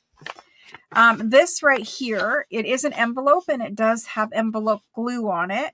You can cut this little piece off if you don't want it. What I was planning on doing is adding a page right here of some sort of page so that the person who was using this, like I wouldn't necessarily use this one, but you could add in some type of little page on this little flap, and you're still going to see this, and you'd have a little flap that would flap over like that. You could make this a tuck right here by adding a page and gluing it partially so that there would be a little tuck there. Glue down the side and then just leave that open. There's lots of options there. And then you could add a whole page or leave it back a little bit further here so you see that Florentine. It's up to you, but we're going to do something there. We'll do that here in a minute after I give it a little more thought. We need to fill this guy. We'll fill after we stick pockets in. We're to this one. This one is inked around. It's good. The only thing I see is now that I trimmed my vellum, I can see my Florentine paper poking out. And so I do want to keep that even with my vellum. I know I'm weirdly obsessive about things. I've been told. I get it. Anyway, we're going to add this one. I think it's good as a journal maker to be that particular, because being that particular makes your journals better, right? Because you're taking the time. You'll see that on the bottom of my pockets, I add more glue. It's whiter because the bottom, you really want that stuck on a page, right? And at the top, I usually do a little dot right there and there, a little thicker. But anyway, as I was saying, I think it's better to be particular because you make better journals that way. You make sure everything is as perfect as you can get it and still be handmade. So I think it's good to be particular. There's that one in. Okay. Just hold that for just a second and make sure it's sticking. And then now we're to this, where we're going to do this situation. And I do have my book weight right here too. And as we work on pages, we could use the book weight to hold it open. And that might be handy when we're doing that one. We'll see. Okay, so there's that. And we're here. And we're going to glue this one on and turn this guy into a pocket. So the first thing I want to do is do a thumb notch right here. You don't have to, but I think it kind of helps people know that that guy is a pocket. I got to flip this around so I can see it. And you'll notice that for new people, I use the whale tail punch. We're just going to have to grab it. I use the whale tail punch to do my thumb notches because it's more of a cute little oval. It's wider than a circle punch. A circle punch is a definite circle. This gives you that nice little wide smile to do a thumb notch. So that's why I use it. Some people refuse to use it because they're like, oh, I'm not going to use wear and tear on my very pricey original whale tail punch. They do have reproduction whale tail punches now that you can get. And so, you know, if you do use your original and it fails, at least you can still have a whale tail punch, right? They are remaking like little reproduction ones. I kind of inked lightly just around the edge. You're the same way, very particular. The problem is I'm not particular with everything for the most part. Okay, so that's just going to work just like that. I don't need to do any inking. We're going to glue this on. So This would be a little bit tricky, but you want to put your glue, and I'm going to do a little wider. It's okay for a smaller pocket. I do a little wider.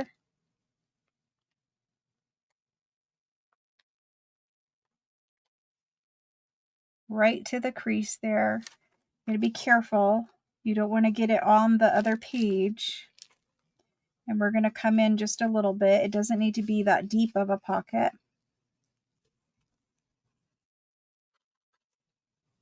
You just want it stuck down.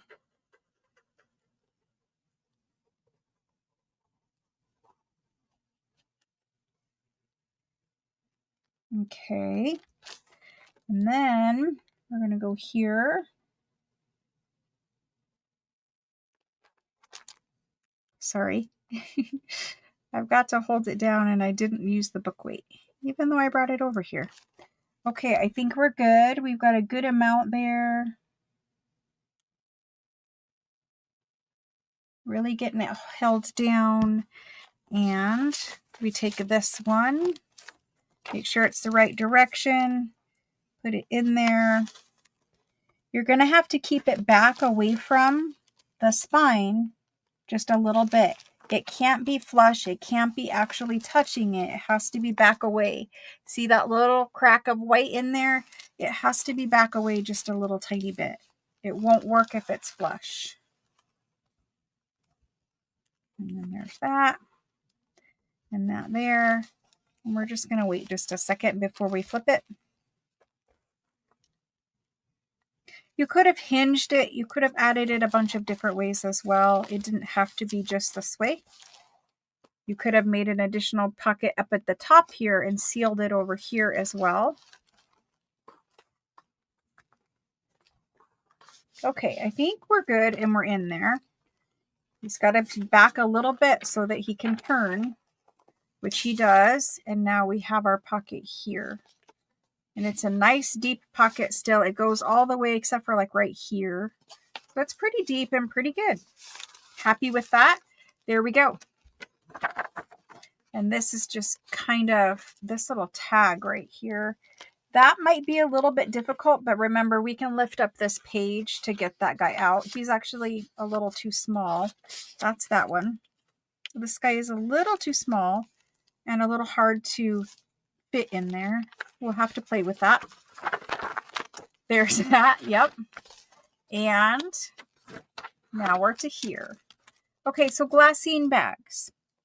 Glassine is technically a little more difficult to glue on. Art glitter will hold it.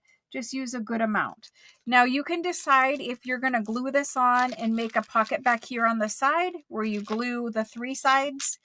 We already have a pocket here for the bag, but you could make another pocket back there or a pocket here. Or you could just glue it down. I think I'm going to glue it on three sides and maybe make a pocket here. Let's just glue it down. Let's just glue it down. And in that case,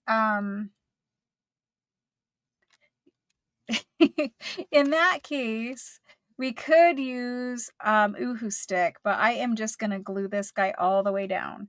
And the reason being is we've already created additional pockets in multiple locations. And I don't want this journal to get too gator mouth, even though it's quilt and you could. I just don't want to in this one, which is rare for me because normally I'm like filler up. But in this one, I just don't think we need an additional pocket here. So I'm going to go all the way around the edges first. Now you will see in glassine and vellum, you will see your glue. So just make sure that you're good with that before you do this because you'll see it. You could have used Uhu glue stick and that you would have seen less. You can still see it, but you see it less. I just kind of make it a uniform pattern as much as I can. And yeah, you're going to see it. But hey, you know what? It's a handmade journal. If you see some glue, you see some glue.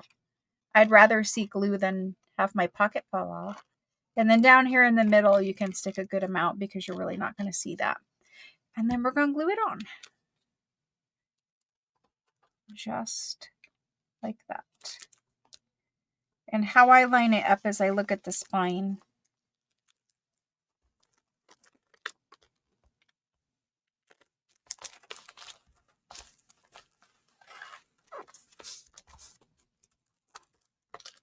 I just keep an even distance all the way down through here. And that's the way I pretty much line up everything.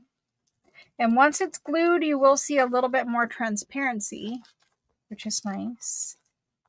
And there's that guy.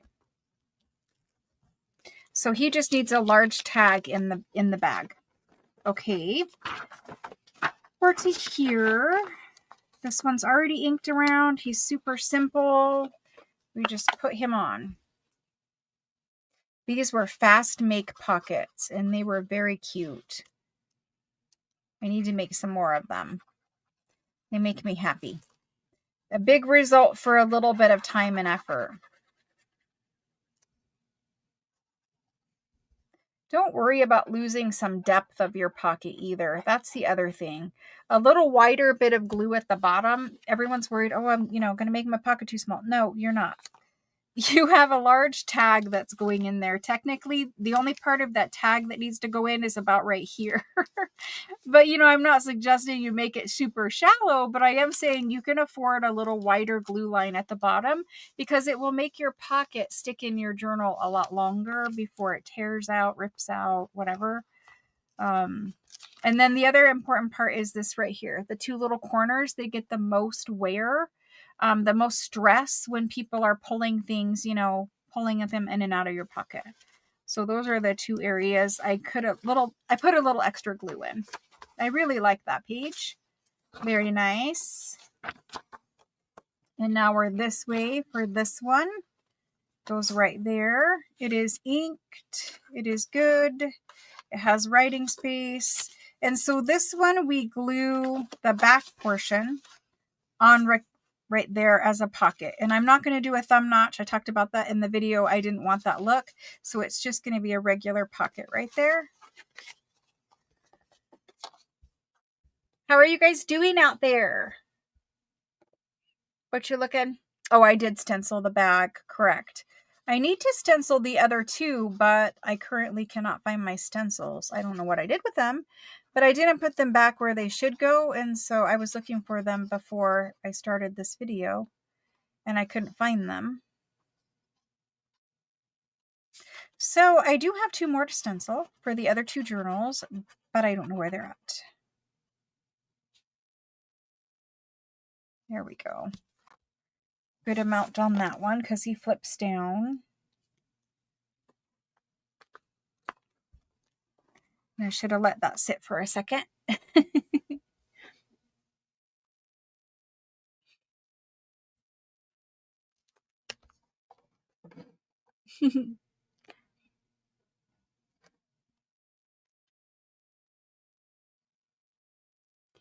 The glassine bag, you can coffee dye, but glassine, when it gets wet, it gets sticky.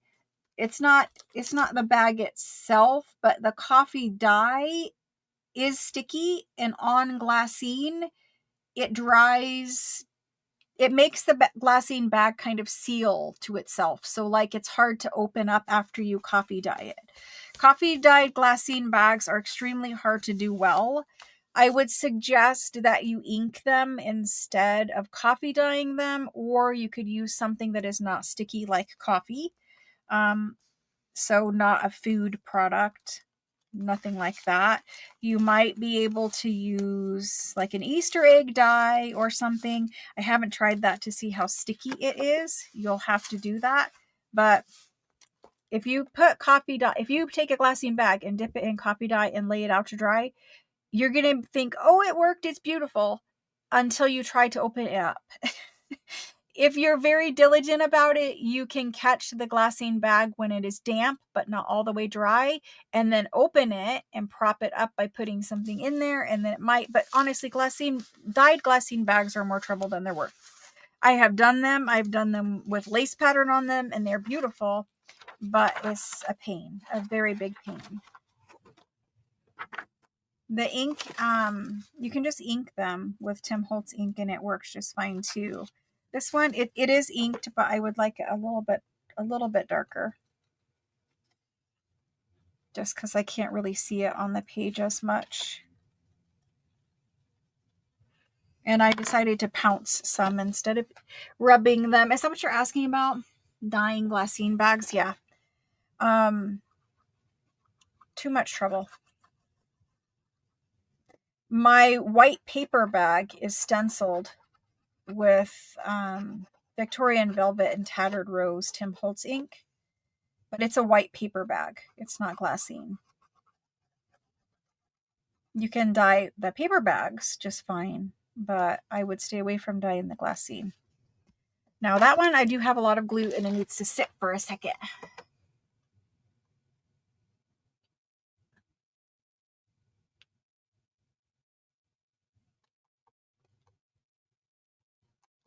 The book weight, it's in my favorite things list on Amazon. I will link it. It works really well for holding your book open. Just need to remember to use it. It's sitting right there, but you've seen me not use it. Usually I use it more in the back of the book because it's super fluffy. This side already has so many pockets in it, but anyway, I'll link it for you. It's on Amazon, at least it was. I bought mine a long time ago. So we're here. This one is inked. We're going to keep it over to the side. Do we want to tuck this way or do we want a side pocket this way? Let's do a side pocket this way. Yeah, let's do a side pocket that way. Or I could leave it all open and it could just be a tuck right there, but that might make things fall out.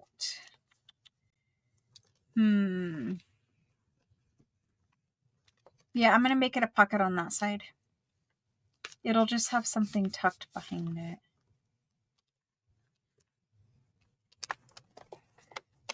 Plus I can uncurl this a little bit. If I can uncurl it, I might put it on as designed. As a tuck. Okay.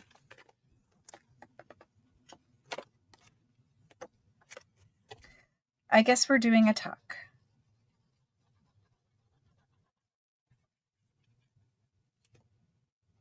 And then I just printed, you see what's on the back of this? This is like scrap paper from the printer. When the printer needs its inkjet print heads, when it needs its print heads redone, tested, cleaned out, whatever, that's what the back of that was me doing that with it.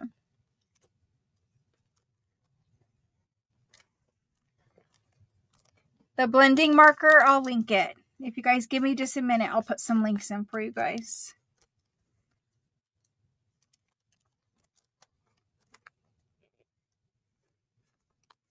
Okay.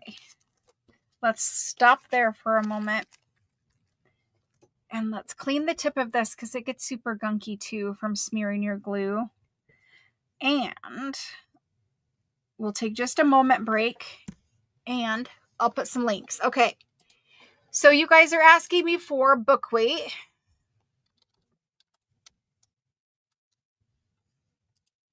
Here is the exact book weight that I use. And it comes, let's find there's a more expensive and a less expensive one. I will link the less expensive one because well, that one doesn't have good ratings. Let me use the one I have. I don't want to link something that I don't actually have because then you guys might get it and it might be crap and then you'll be mad. So I'm going to link this one. This is the exact, where is mine? Right there. Okay. Yep. That's the one. Let's link this one. I try to link things that are less expensive because sometimes on Amazon they have one and it's super expensive. And other times they have one and it's less expensive, but it looks like exactly the same thing. So I don't know what is going on with Amazon. Like they have the same thing, but it has multiple price points. I don't know what's going on there. There's the book weight, this exact one. And then you guys want the Tombow marker. Tombow. It already knows what marker I want because I bought it like 50 times already because I usually use them as giveaways.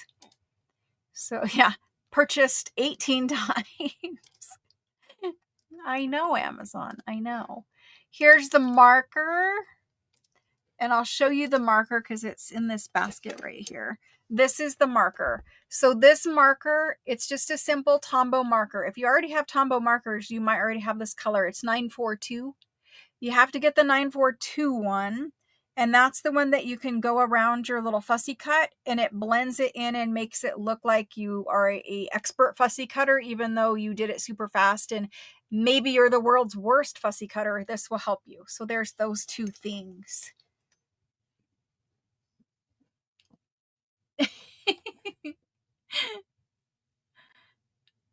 Love one that I've tested. Yep. The journal cradle is not from Amazon and I cannot link it. You're just going to have to look on Etsy for 3D printed journal cradle. 3D printed book binding cradle is what you're really looking for. I can't link it. It just doesn't work the same for Etsy. There's that. And now we're here and we needed to make a decision. Either the floating pocket or bird pocket. This guy is so curly. So curly. What else do you guys need? What else do you have questions about? Any questions? Anything you want to know? Now's the time.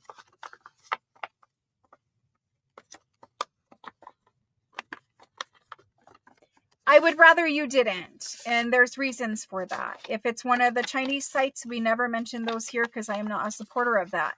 I just listed Etsy. That's where I got mine, and that's where I would rather send you guys. I know Etsy is legitimate business, and there are lots of small business owners on there. You know, just it's nice to support them.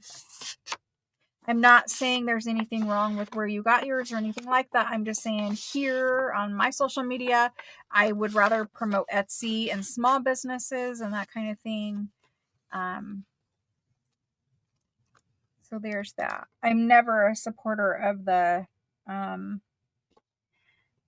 other sites, the Chinese ones, the whatever ones. I like to support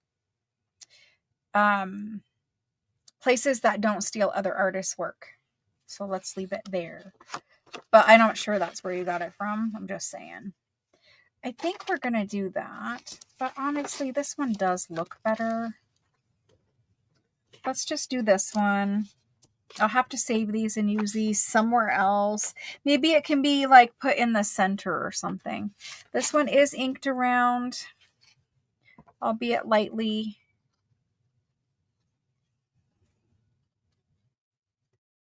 Okay. It's the same place that I got mine from. It's Etsy. That is the same place.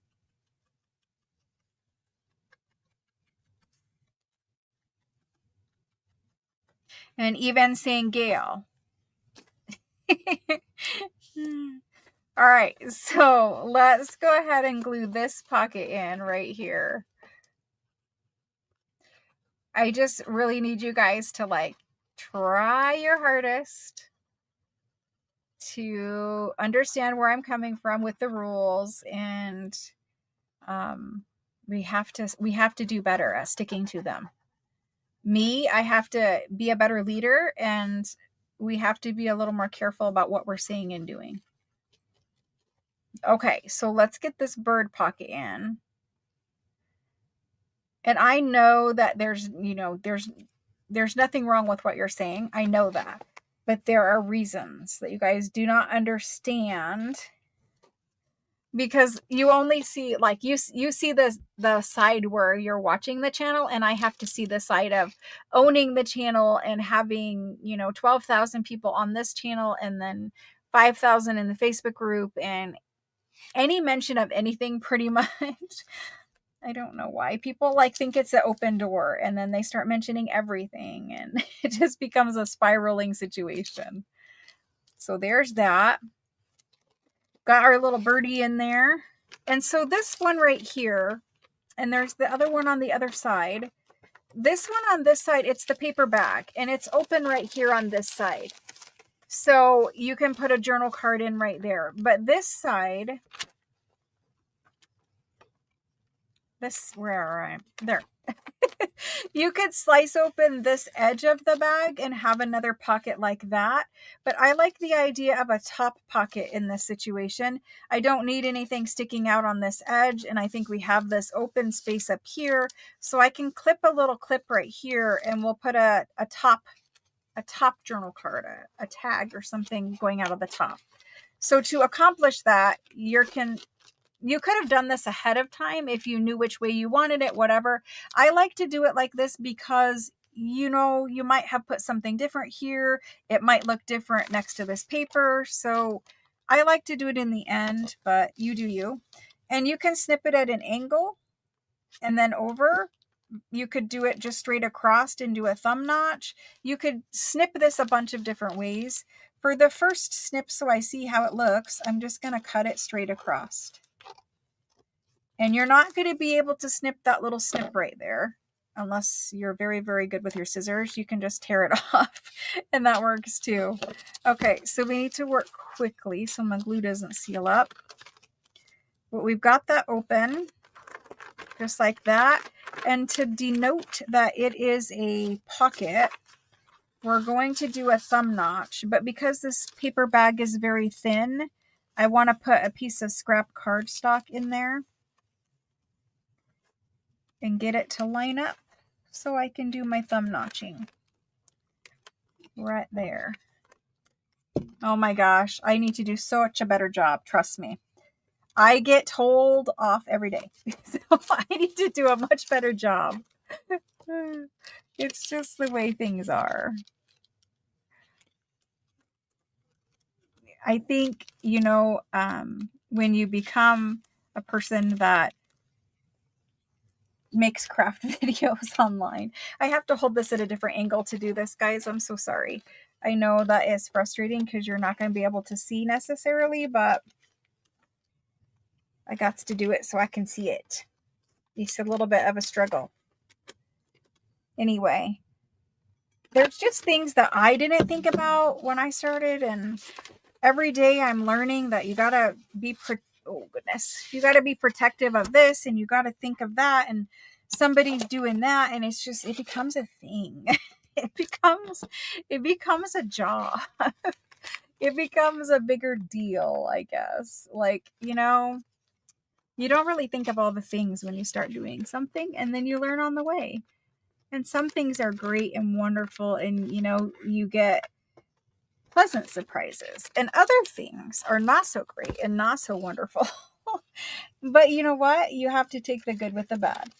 And I just need to do a better job of leading so that we can weed out some of the things that happen, like, you know, get them before they happen kind of a situation. Okay, so I'm trying very desperately to ink across the top of that without getting ink everywhere. And I already did get ink somewhere I didn't want it, but at least it's, you know, it's inked now. So there's that. I can cover that up. It's okay. I'll live with it. But we do have a little thumb notch right there at least. Okay. So now I have some ink right here. It's unfortunate, but you know, it's there. I can kind of erase some of it because I have glue on my finger. If you're using art glitter glue and you get glue on the ends of your fingers, it kind of acts like a little rubber eraser. It's like an adhesive eraser. You know, those rubber ones that gets rid of glue? Those are also good for getting rid of little inky spots if you have one. So I can try, but I also could glue something there. Like even just a little, you know, there we go. So that might actually end up going there. I'm going to leave it out because why not? Do we just want that there? I think it's beautiful poking up over there. Let's just do it. Sometimes happy accidents. I don't know. Anyway, I have no idea what I was talking about. Other than you just... You're always kind of like, I don't know, changing the way that you're doing things to try to get ahead of the situations that happen. It's just funny.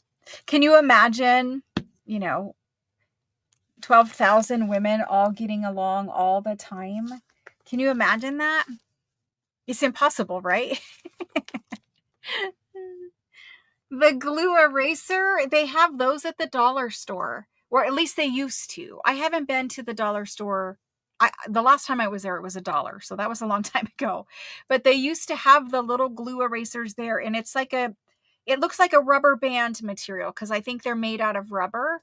But they're kind of yellowish, tannish color, and they're adhesive erasers, glue erasers, something like that. But I just got mine at the dollar store, and I bought several of them because I thought, well, that's the best idea ever. So there's our little rose, and you can still journal on that. This guy here, I think I am going to glue down, but I'm not positive yet, so I'm just going to leave it. There's that. It keeps flipping. All right, where's our next pocket go? Here. Okay, so this one, it was meant to be a floating pocket. I could just clip it there, and it covers it, but it does give the owner of this journal the option of moving it. You could write right here. I could add a little declaration, like I know we added one over there, but it was far enough away where I could add a little something and make that a floating pocket.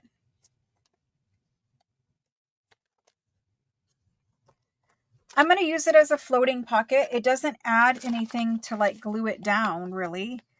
You're not going to use it as a tuck here. You could put something back here, but the new owner can glue this pocket wherever they want it.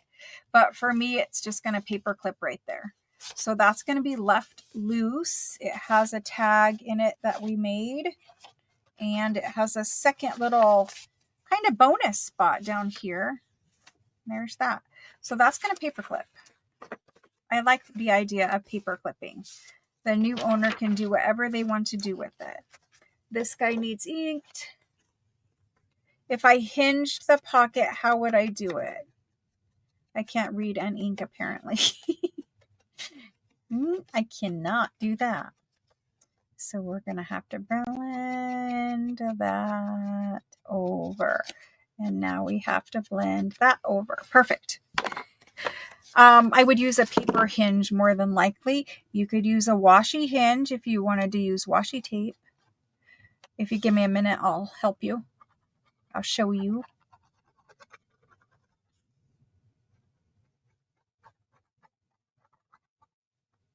You're talking about the one where I covered the other side of this page, right? The other side of the botanical page? Are you talking, how would I hinge that one? And so for pocket placement, I always leave a little bit at the bottom. I never put my pockets all the way down, and I always leave a little bit around the edges. I don't want anything right on the edge of the page or the bottom of the page. And then it also gives you a nice place to come in and add some lace, because you need to glue that lace down. And if your pocket is all the way down there, it doesn't give you very much space to put the glue to put lace at the bottoms of your pockets. So leaving them up just a little bit, that's probably 1/4 of an inch or so, helps. Okay, so hinging. That big pocket, like this guy back here, where is he? This guy. So you could, about a hinge right here, is that what you're asking? I could just make, like, you could have even bent this page if you just would have folded it back, say 1/2 of an inch. You could have made a hinge out of this page just by folding it over. Let me see if I have something. So let's say that we were using this. Let me find something that we can play with.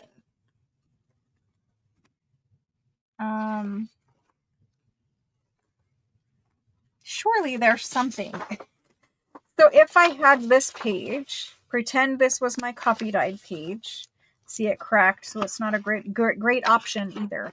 Anyway, this is my copy dyed page, this right here. This is basically this. It's the same thing. You're just going to fold that over, making yourself a hinge, just like this. Then for this instance, you would want, I mean, you could hinge it here and make it, but you would want to fold the hinge back the other way so that it's like this. So your hinge, this is where you add your glue. Add your glue on this side. Then pretend this isn't here. Glue that little hinge, this little hinge right here. And then the whole page is a hinged page. Now, this one will have to be cut down to size because this is a giant music page. But it would fold in there and be a hinged little page. You could fold it like this.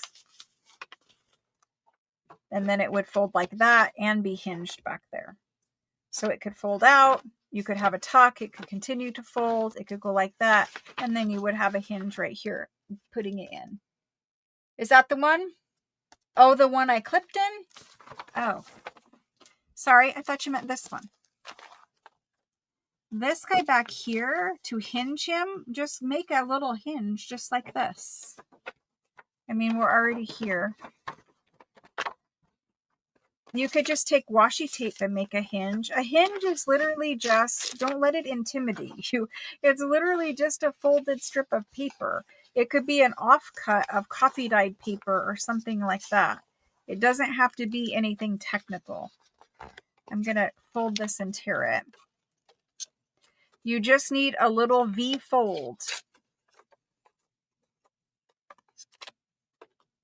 So let's make this a hinge. I just made a little hinge, just like that. You're going to glue that to that. No, that to that. Glue that little piece right there to this part, and then glue this piece right here. And then it is a hinge that folds in and out, just like that. A hinge is literally just a V-shaped piece of paper.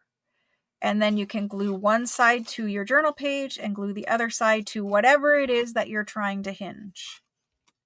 Super simple. There we go. But very underused. Not a lot of people use them. I don't know why. Like if you ever want to add an additional page, a hinge is the way to do it. You just add it. Like you could add on something right here even. Like I could have taken that pocket and just glued it to that, and then it's a hinge. Like, there you go. Now this is glued here because it acts as a hinge. In this case, you could even make a little tuck back there. So there's plenty of things to do with little hinging. Okay, so there's that. We'll fill this later. I'm just going to leave that like that. We fill that later. We're done. We added them all. This is the last two. Okay, so we have 12 pockets, hopefully. I'm counting quickly. We have one element. Make sure nothing is stuck. One. Then we're going to fill these with ephemera. Two. This is actually 3 right here. And that could be 4, but we're just going to call that 3. I do need to move some things. 3, 4, 5. I don't count that one because it's already in the journal. That's just pockets we glue in. So that's 5. I need to put the lid on that. That's 6.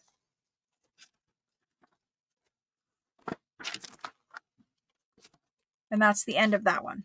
Let me put this lid on before I end up with clogged glue. Let's count the back and then I'll look at questions again. 1, 2, 3,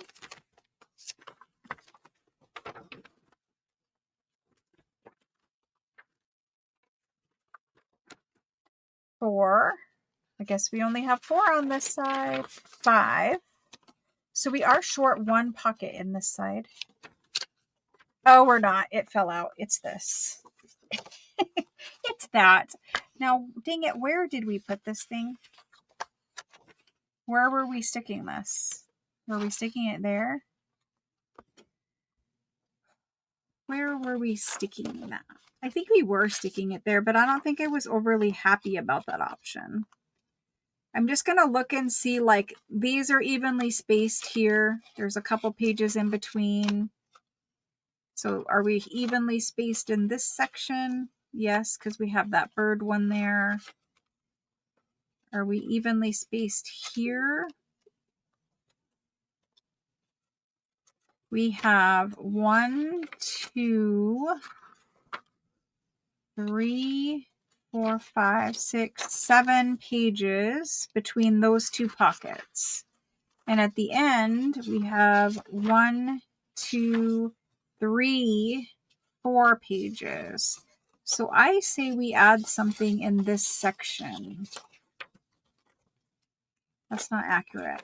1, 2, 3, 4, 5. Well, this is the only page that could have a pocket. And where is that little thing that I keep losing? This thing. Do we want it there? I mean, I'm okay with it. It's just not my favorite. And that is definitely not my favorite. This thing's giving me trouble. It's definitely giving me trouble. I normally would not even consider doing like back-to-back elements like that. But in this case, it might be the best option for where to put this in this journal. I have the pink here and the pink here to balance it. I'm not super happy about covering all of that up. Again, I could clip this here so that the person could move it and put it wherever they want it. It could just be paper clipped there. But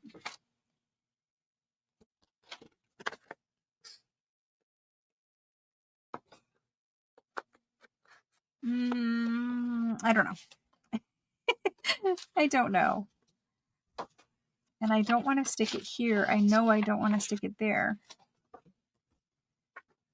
Perhaps this is the best option, which is, I think, what we came to before, but I guess so. So let's glue that on. That's basically what we happened there. Let's glue this on so we can be done. All right. So this guy, he glues on one side. He glues on one side. You need to leave it back just a little bit. Right there. Okay, we've got some sticking out the bottom, some sticking out the top. And we're going to just glue down this side. Just a little curly of glue. And then we're going to close this on it. And that's going to make a tuck. We need to add enough glue that it is secure because it's kind of a big piece. Now, you could have thumb notched it first, but in all reality, that's just to hold like a big journal card in there. It could hold extra papers that you're working on in your journal. And then on this side, it just flips out like that. So it's kind of like a hinge over the edge of a page. And it is supposed to be loose right there. You could glue the bottom. If you want to glue the bottom right here, you could. I don't think I want to. I think I want it to be loose. Maybe I do want to glue the bottom. All right, let's glue the bottom. And the reason why is everything will fall out. So I'm going to go ahead and glue up the bottom. There we go. All right. It's a tuck, but now it's only a tuck right here. You can't just add everything in like that. Okay, we're done. We added it all. Any other questions? Does anybody have anything that they want to tell me or questions or you need anything. I'm paying attention to chat now. I'm not gluing anything. I'm not looking at ephemera. Oh, thank you. Thank you, thank you. I'm glad you guys like the journal. That's awesome. No, I don't ink the signature pages. Never, ever. I just fold the papers and put them in. I don't know, I honestly do not know anyone who inks the pages. I'm not saying you shouldn't or whatever. I just don't know anybody who does. I think it would take a lot of work to ink them all. And I think they're supposed to look like paper. This guy keeps bending over and being my nemesis. So perhaps we're just going to add something and clip it right there. Okay, well, let's fill some ephemera in here. Or we can work on this guy. This guy and filling pockets. My favorite is filling pockets, so that's what I want to do.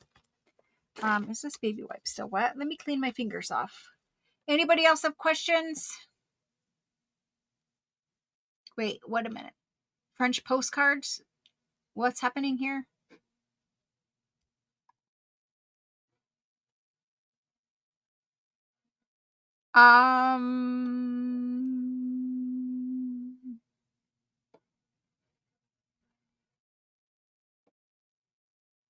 The whale tail punch, it's on Amazon. I have some of those ones, but they work a little different. The one on Amazon, it doesn't punch it so that you can punch thumb notches for pockets. Well, you might be able to make it do that, but the way that it makes tabs, so like this is open. This is the tab open. I'm trying not to blind you guys. This is the tab open. The one on Amazon, you have to fold a piece of paper and then it just punches the half part. It uses a folded piece of paper where this just punches a whole tail. I can link it, but in all honesty, I've only tested it the one time when I first got them because I've always used the original. I just wanted one for in case mine breaks, but that's the whale tail thing. All right, let me go back to bottom here. Do I ever put pockets on the inside of covers? Almost always. Almost always. This one will more than likely have a lace or a fabric pocket put in right here. I just have not done it yet. It depends on what exactly I'm doing here. We didn't get a chance to do the toppers, but maybe we still can.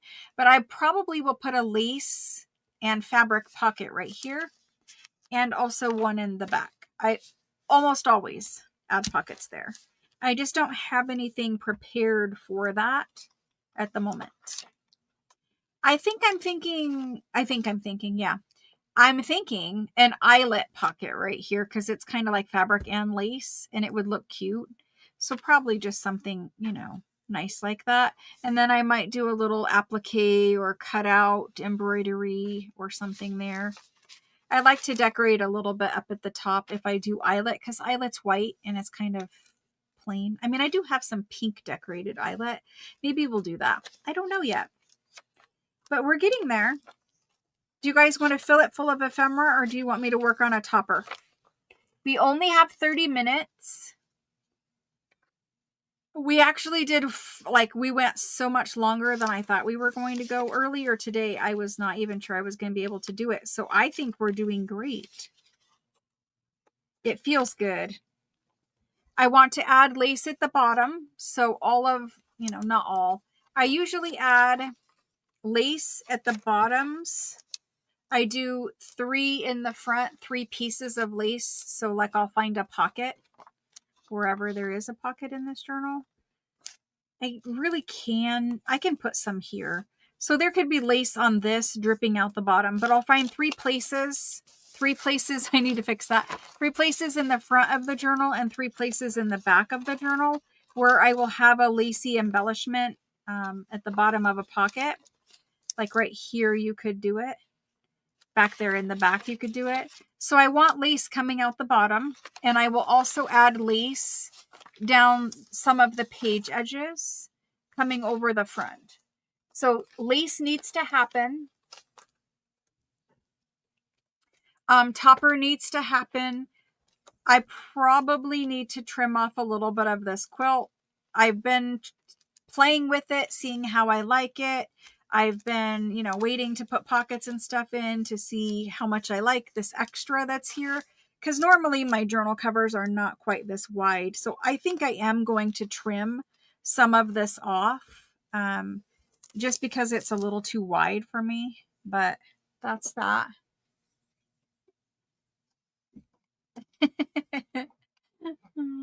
Eyelet pockets are great. Inspiration for the topper. I'm using the postcard that came in the kit. Yep.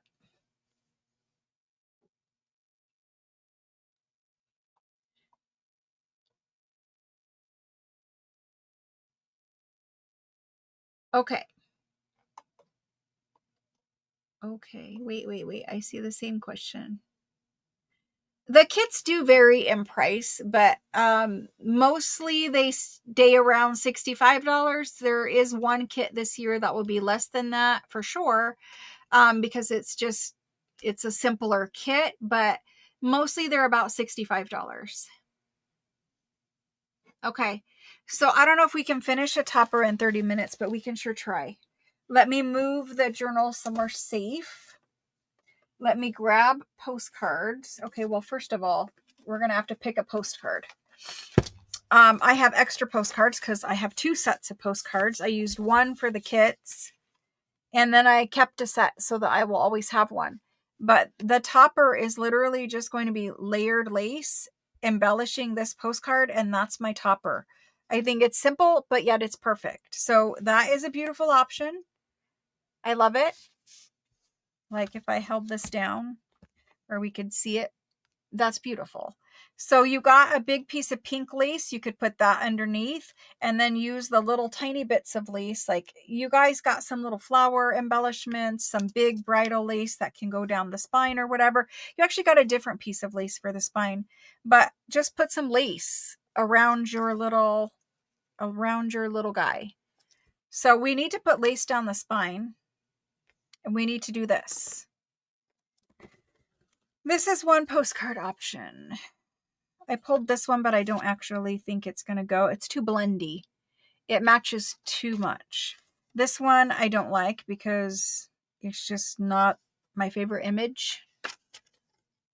This one I do like, but it's also very pink and purple. This one is okay. It's a lot of pink. Kind of same with this one. This one is very blendy. Like if I wanted matchy, I think I would go with that one. So those are the only ones that I pulled for journals. I'm kind of leaning towards this one. The little strings everywhere. I'm kind of leaning towards this one. I didn't want it to be super heavy pink. So that one or this one.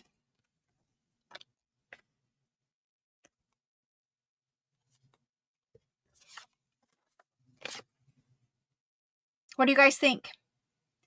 This guy is yellow. So if you say yellow, then I'll know you mean this one. If you say pink, then I will know you mean this one. They are both great images, but I'm not sure which one. It's not a problem to be matchy. Matchy is just one way to go. There's not a right or a wrong. See, and some people just love pink. They just do, and so pink will always be their choice. I also love pink, but looks like you guys definitely like pink. Pink. I might be. I haven't decided yet. We'll have to build it and see. I actually really like this one because it's beautiful without being over the top pink. So I don't know which one we'll actually use, but let's build a topper anyway. We'll build 2. One will go on this journal. One, well, we don't have time for 2. We'll build 1, but it may not end up on this exact journal. Let's go ahead and build it. So we're going to need, let's pull some wide lace for layering underneath of it. I need to move this bookbinding stuff. Oh, I did want to tell you guys this. So the bookbinding kit that I always link from Amazon, it has a plastic test tube where your needles are.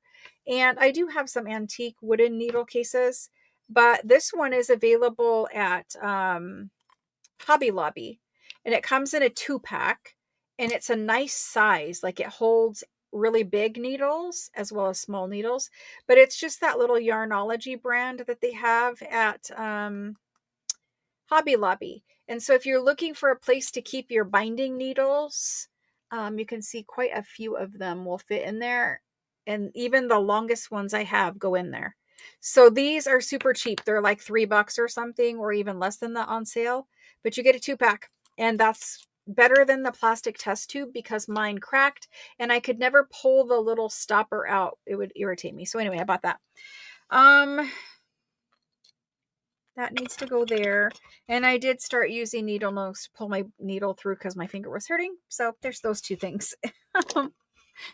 Let me move these and that so that I can get some space over here. This is my scraps of lace that I'm currently working out of. And I think, yep, there is a piece of pink in there. So we can work from that guy. And we just need to start playing. And here's our postcard. We just want a little piece of lace back there. I'm just going to build this one and it can go on something. I'm not going to glue this pink lace in the back because I'm not quite exactly sure I want it, but it doesn't matter. It's all good. And cut rough. Don't cut straight. And after you cut rough it up. There's like a little pet peeve of mine that, like, when people make a journal topper or whatever, they cut it like the lace that's underneath that's layering is so straight. And it's like, okay, I shouldn't say this because, you know, see these straight edges? I just can't do that. See how this one is all frayed and lovely and rough? That's kind of the look I'm going for. And you could just, this kind of lace, you could take like, and just pull it along the edge of something that's rough. Like even the edge of my desk will rough this guy up. Watch. He kind of like frays. I don't know if you guys can see the fraying. The fraying that is going there. Like obviously I can't get here because I have to hold it, but I definitely can get here. Can pull it a little bit out of straight. I don't know what to say. But anyway, I just like it more worn looking. You do you. If you like perfectly straight, maybe that's just what's fitting for that journal. You know, maybe straight is fitting for that journal. But for me, I need a little roughness. And if I can't achieve it perfectly, then I'll come in and just take little chunks away. You could pull it along like a scissor, kind of like you curled ribbon. Pull it along there and it roughs it up. And then we need to do this one. So anyway, I'm just going to bunch this together quick and start roughing that. And then pull it along my desk. And then we're going to get it kind of more old looking. It just, I don't know. It makes my mind happy to not have it be perfect. I don't know. So now we're like this. It's kind of curly there. But anyway, there's that. The bottom's a little straight. So we're going to start there. On my journal, I need that piece of lace that goes down the spine because we have to look at it as we go. Let me grab that lace. So there's the lace for the spine. There's the little flowers that you got to embellish. And then the bridal lace stuff is here.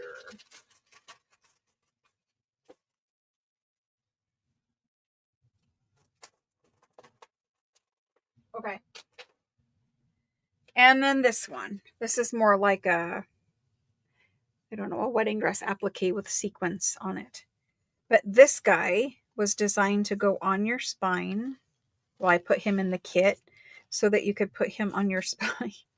He's just falling over anyway. But I just want to see what it's going to look like. So that's going to be there.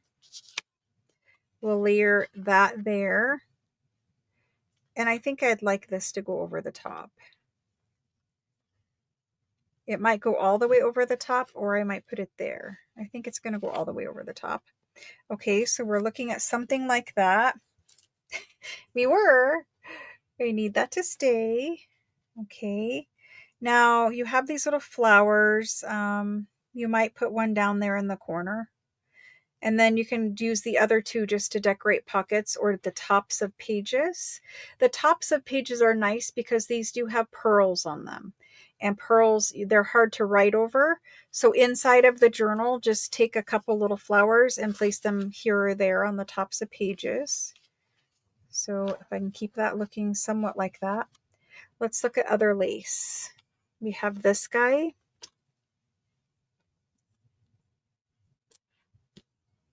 You could put this one down there. It's a lot though. So I think I'm going to use this one and just do it at the bottom.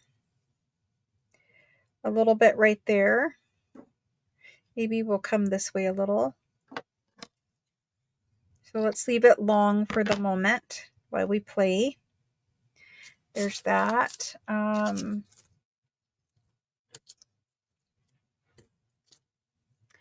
Where's those little applique things we had a moment ago?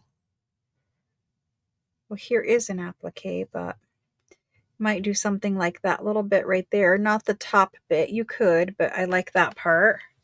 Let's see what else there is. I had a beautiful piece just a moment ago. Where did I put it? Who knows? It's already ran away. I don't want this one. I want this stuff. Where did I put that? Right here. Okay, so here's this one. I could put this one down at the bottom. I like to heavy weight it at the bottom with just a little bit at the top. So that kind of covers up that line that we were seeing. Oh, you guys can't see it all. Sorry. So see, I put this one at the bottom, but you can see that line. So this one covers up that line. Okay. We're looking at something like that for a topper. And then just keep embellishing with lace as much as you want to. You don't have to have this back here.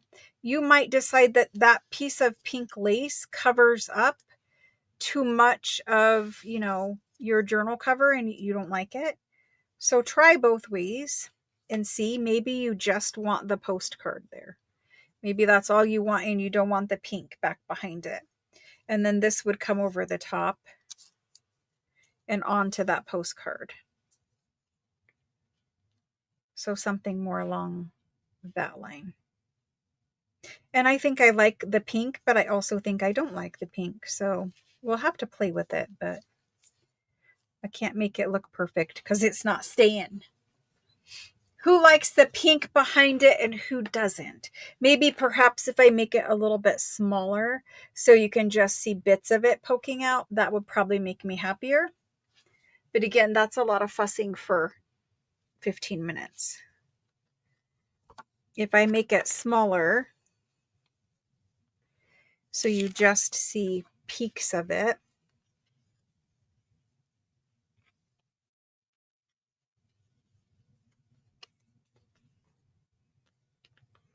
and then put that over the top. I want to see some, but not much. I think I'm just going to make it smaller. Just the edge poking out. Because I don't want to cover up the whole quilt. So really all I'm doing is this. That's the topper. And something up here in this corner. Because we have heavy lace down this side. We have heavy lace down here. You want to keep all your lace centered down at the bottom part. You could put a little bit across the top to decorate, but I don't think I'm going to. Just this over here. And this is to balance this. If you look at it without it, it's okay. It's just heavy here and here. And this brings the lace across the whole front. And it doesn't have to be that piece. It could be anything. But I'm just saying. Hi, Jenny.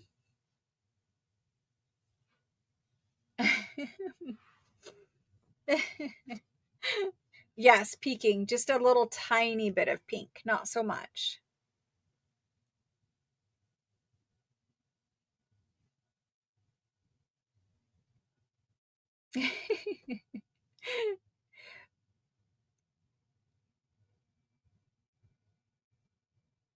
You could use a creamy lace or a white lace, but because we already have a lot of white, I didn't want to put white lace behind the postcard.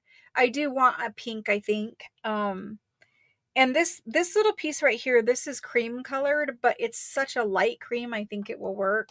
Plus we're using yellow there. So I think that's really all I'm doing, guys. Now this one that's here, when I put, so it's all gonna fall off. Don't freak, it'll be fine. I know what I'm doing and I'll glue it later. But when I put the eyelet pocket in here, in fact, it'll just annoy me. So goodbye. When I put the eyelet pocket in here, you could embellish the eyelet pocket with a little bit of this. When it's too long and it's going to hang out, just edit your lace. Like you could cut this whole, I could cut off that whole section and still have a beautiful piece of lace. And then that tiny little bit, you could add as a little cluster piece up here in the corner. So this is meant to cut up and use. It was not meant to, like, be whole on a page. You could, but it's really long. So I think just cutting up and using those tiny little bits. You know how I'm always telling you we put so many pockets at the bottom? We need to make the top also fluffy. This is the kind of stuff you can put up here because you can't really use this as much down here because writing over these sequins and this bumpy lace is hard. Same thing with these little guys. Just adding one at the top of a page because you can't write over these pearls. Like if I was to use this and put this here, when you flip this page over, you'd have to write on those. It's not as bad over here in the far corner, but I would still rather use it up here at the top because mostly you're not going to write all the way at the top of your page. You know what I mean? Like if this was over here, you're probably not going to fill in that tiny little place there, but you're definitely going to write here. So keep in mind with bumpy laces, they're beautiful and I love to use them and I'm going to use them. It's just not something where you want to put it on a page in the middle. Like this is pretty flat. I could get away with this, but I'm probably not going to put it there. That's flat enough to write on. It is, but I do have a pocket there to kind of help with that. But I still think it looks better up here at the top. Just little tiny pieces. Just little snippets. Hopefully, there you go. You can see. Any place you put that up at the top, it's beautiful. It doesn't really matter where. Just little snippets. Okay, guys. We've done it. That's it. I didn't build the topper. I kind of showed you the topper. You'll see it next time. Yeah, you'll see it next time. All right, let me go down to the bottom of this.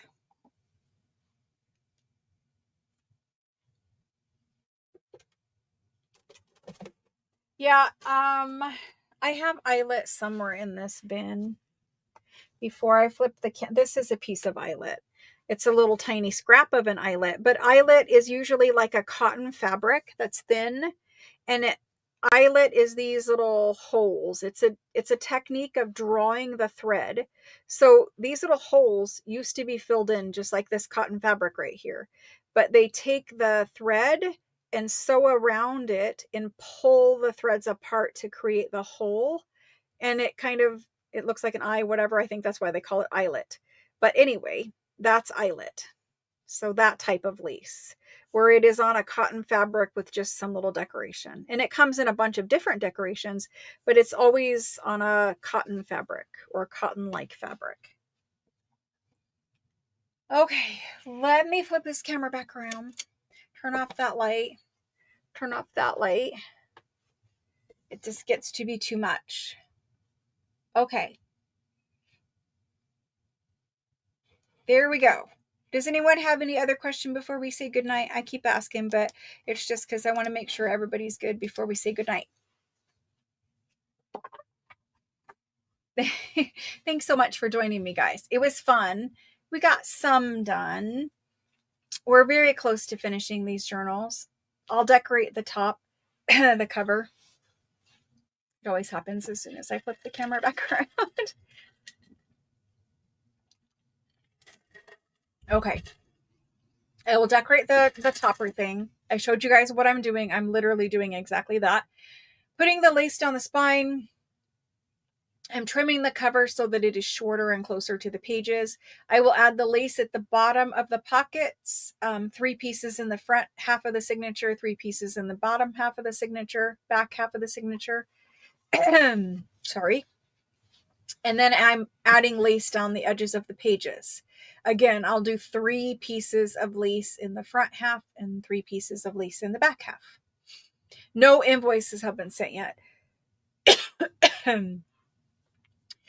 I just packed up like 700 packs of onion skin paper for you guys. And so I am at the point now where everything is all in your bins. I need to pull your bins and invoice every single person one at a time. So tomorrow my daughter is having a thing for, it's like her baby shopping day. Shopping with mom for baby furniture. Tomorrow I will be out doing that with my daughter. If you didn't know, I'll tell you quickly. My daughter is pregnant with my first grandchild. So it's a boy. He is due the end of August. So she's about 6 months. And she hasn't bought, they just moved. So she hasn't bought any furniture or anything for the nursery. She didn't buy a car seat or stroller or anything like that. So tomorrow is our whole baby shopping day. At the end of tomorrow, she will have a full nursery, the car seats, the stroller, the everything, all the things she needs. Her baby is growing very large, and they're concerned that the baby is too large for a regular delivery. So she may have to have a C-section. We need to do another ultrasound to check the weight and the length. Not only is he a bigger baby, but he's also tall. So talking to her husband informed me, I think at Easter, that he was a very large baby, like 9 pounds, 13 ounces. So I think larger babies just must run in their family. And my daughter was also a larger baby. And so I think I'm pretty sure she's going to have a larger baby, and she may actually have him early. So, because the doctor is saying that, at some point he's just going to be needing to be delivered early, maybe. So anyway, she's going to have an ultrasound. We'll figure it out. Her husband and her have had dreams where the baby is born way too early. So they're kind of starting to stress out, I think. And I think that's kind of normal, right? For your first baby, that you realize, oh my gosh, in a couple months, he's going to be here. So anyway, it'll make them happier, calmed down, more relaxed to know that everything is in place and they are prepared. So that's what we're doing tomorrow. And then Sunday, I will begin invoicing. Sunday, Monday, Tuesday, I will be invoicing the whole entire time. On Tuesday, I will come on for the live sale at 6 p.m. Live sales are always Tuesdays at 6 p.m. I will come on for that. We will talk about the new system. I have some things that I need you guys to do for me on Tuesdays to get that up and running and get you all registered over there and everything switched over. So if you can join me Tuesday, at least in the beginning, while we get that situated, that would be helpful. And that's kind of the plan. So invoicing, packing, and shipping, it will be next week. I do not plan on having a humongous sale on Tuesday. I will have a sale, but it will be smaller and shorter just because I'm still invoicing and we still have that new system situation going on. I don't want to overwhelm it when we first use it. So that's kind of the plan there. There'll be something, but something special. I don't know. Something. 10 pounds, 4 ounces. Yeah. I'm just a little worried, because bigger babies. Anyway, that's kind of the situation. If I didn't already have that day scheduled with my daughter, I would have canceled and just did invoicing and packing and shipping. But we have had it scheduled for a while and we just need to get it done. So Her husband is away for the weekend. She's there by herself. We just need to get it done. So that's that. Yeah. Yeah. We know it's going to be fine. We're not stressed out like that. We're just, I think she's stressed because if it happened today, they would have nothing because they haven't done any shopping. They've been so good and they haven't done any shopping. So anyway, grandma to the rescue, and grandma's going to take them shopping or her shopping, and we'll get it all done. So that's the plan. And it's good because I also, up until like this week, I had not bought anything either. Then I started buying some baby clothes. So how can you resist? Anyway, I never take your guys' money. I never invoice you until I am actually shipped your package. It is packed, it is ready to go, all that kind of stuff. So that's why invoices take longer here, because I don't take your money up front. I don't think it's fair to take your money and then tell you you have to wait days and days and days for me to pack and ship your stuff. When I invoice you, as long as you pay the invoice the day that you get the invoice or sometime the next morning, normally all of those packages leave that day. If you pay your invoice later, your package does sit here until the next time that I ship. And sometimes it's the next day, sometimes it's 2 days, sometimes it's a week, sometimes it can be longer if I already had other events planned. Like if, for instance, at Christmas break, if you don't pay your invoice before I leave for Christmas break, then your package sits until the new year. So I always give you guys that information ahead of time so that you guys know, but we're all going to get caught up and do things, invoicing, packing, shipping, and paying our invoices next week, and everything will leave and we'll start over fresh with the new system. Little boys are fun to shop for. I think little girls are more fun to shop for, but I have enjoyed what I've done so far. I can't buy any pink, lacy, cute things. It's killing me. She also wanted a daughter, so we're very happy. Don't get me wrong, we're very happy. But we're, when you go shopping for baby clothes, they've got the pink frilly cute stuff right there next to the boy stuff, and the boy stuff just looks so plain and muted in color, and I don't know. I would much rather be shopping for pink things.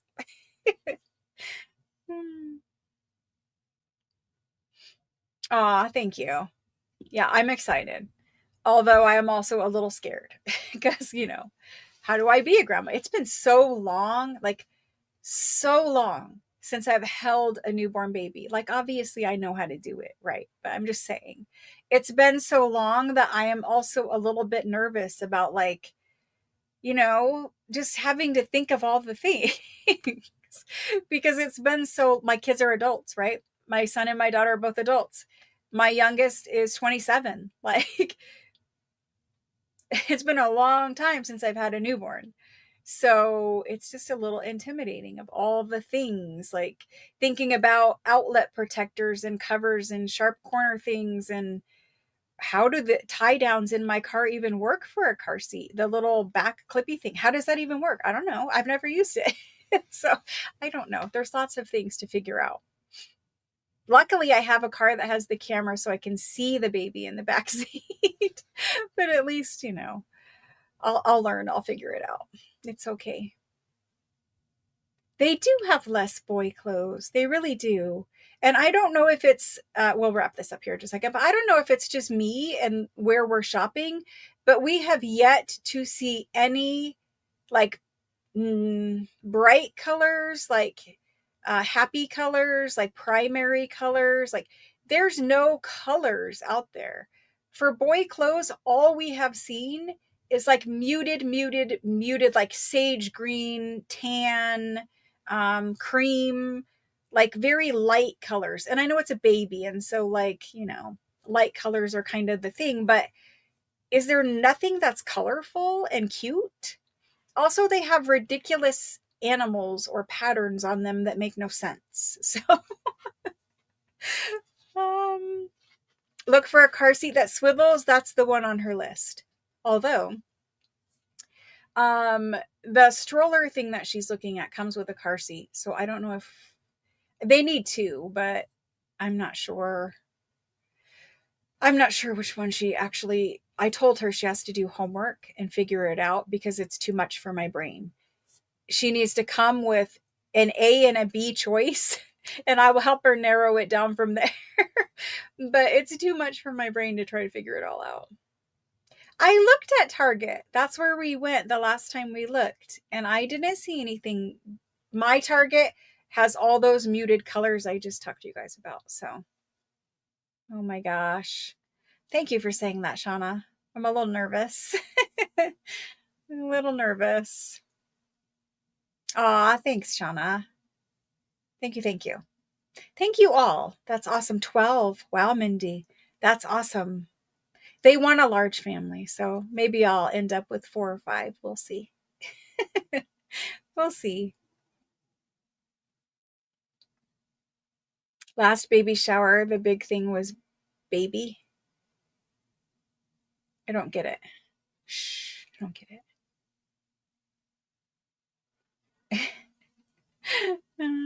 I do need to look on there. I know that they make some cute things, but her, the people, the girlfriends coming to the baby shower, they're going to buy a bunch of clothes because that's like the most common thing people buy. So she'll end up with plenty of clothes. I was just trying to get her more of the like basic stuff. So, onesies or something like that. The little sleepy things, sleeper things. I don't know what they're called, but I guess those are onesies too. I don't know.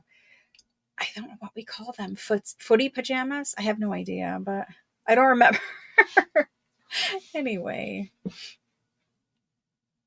Good for the car when the baby is fussy. Yeah. Well, guys, it's going to be an adventure. It's also going to be a very tiring day. So anyway, I don't really like shopping all that much. Like in person, it gets to be a point where there's too many options or I just feel overwhelmed or whatever. So anyway, that's why she's narrowing it down for me. Sleepers, that's what I thought.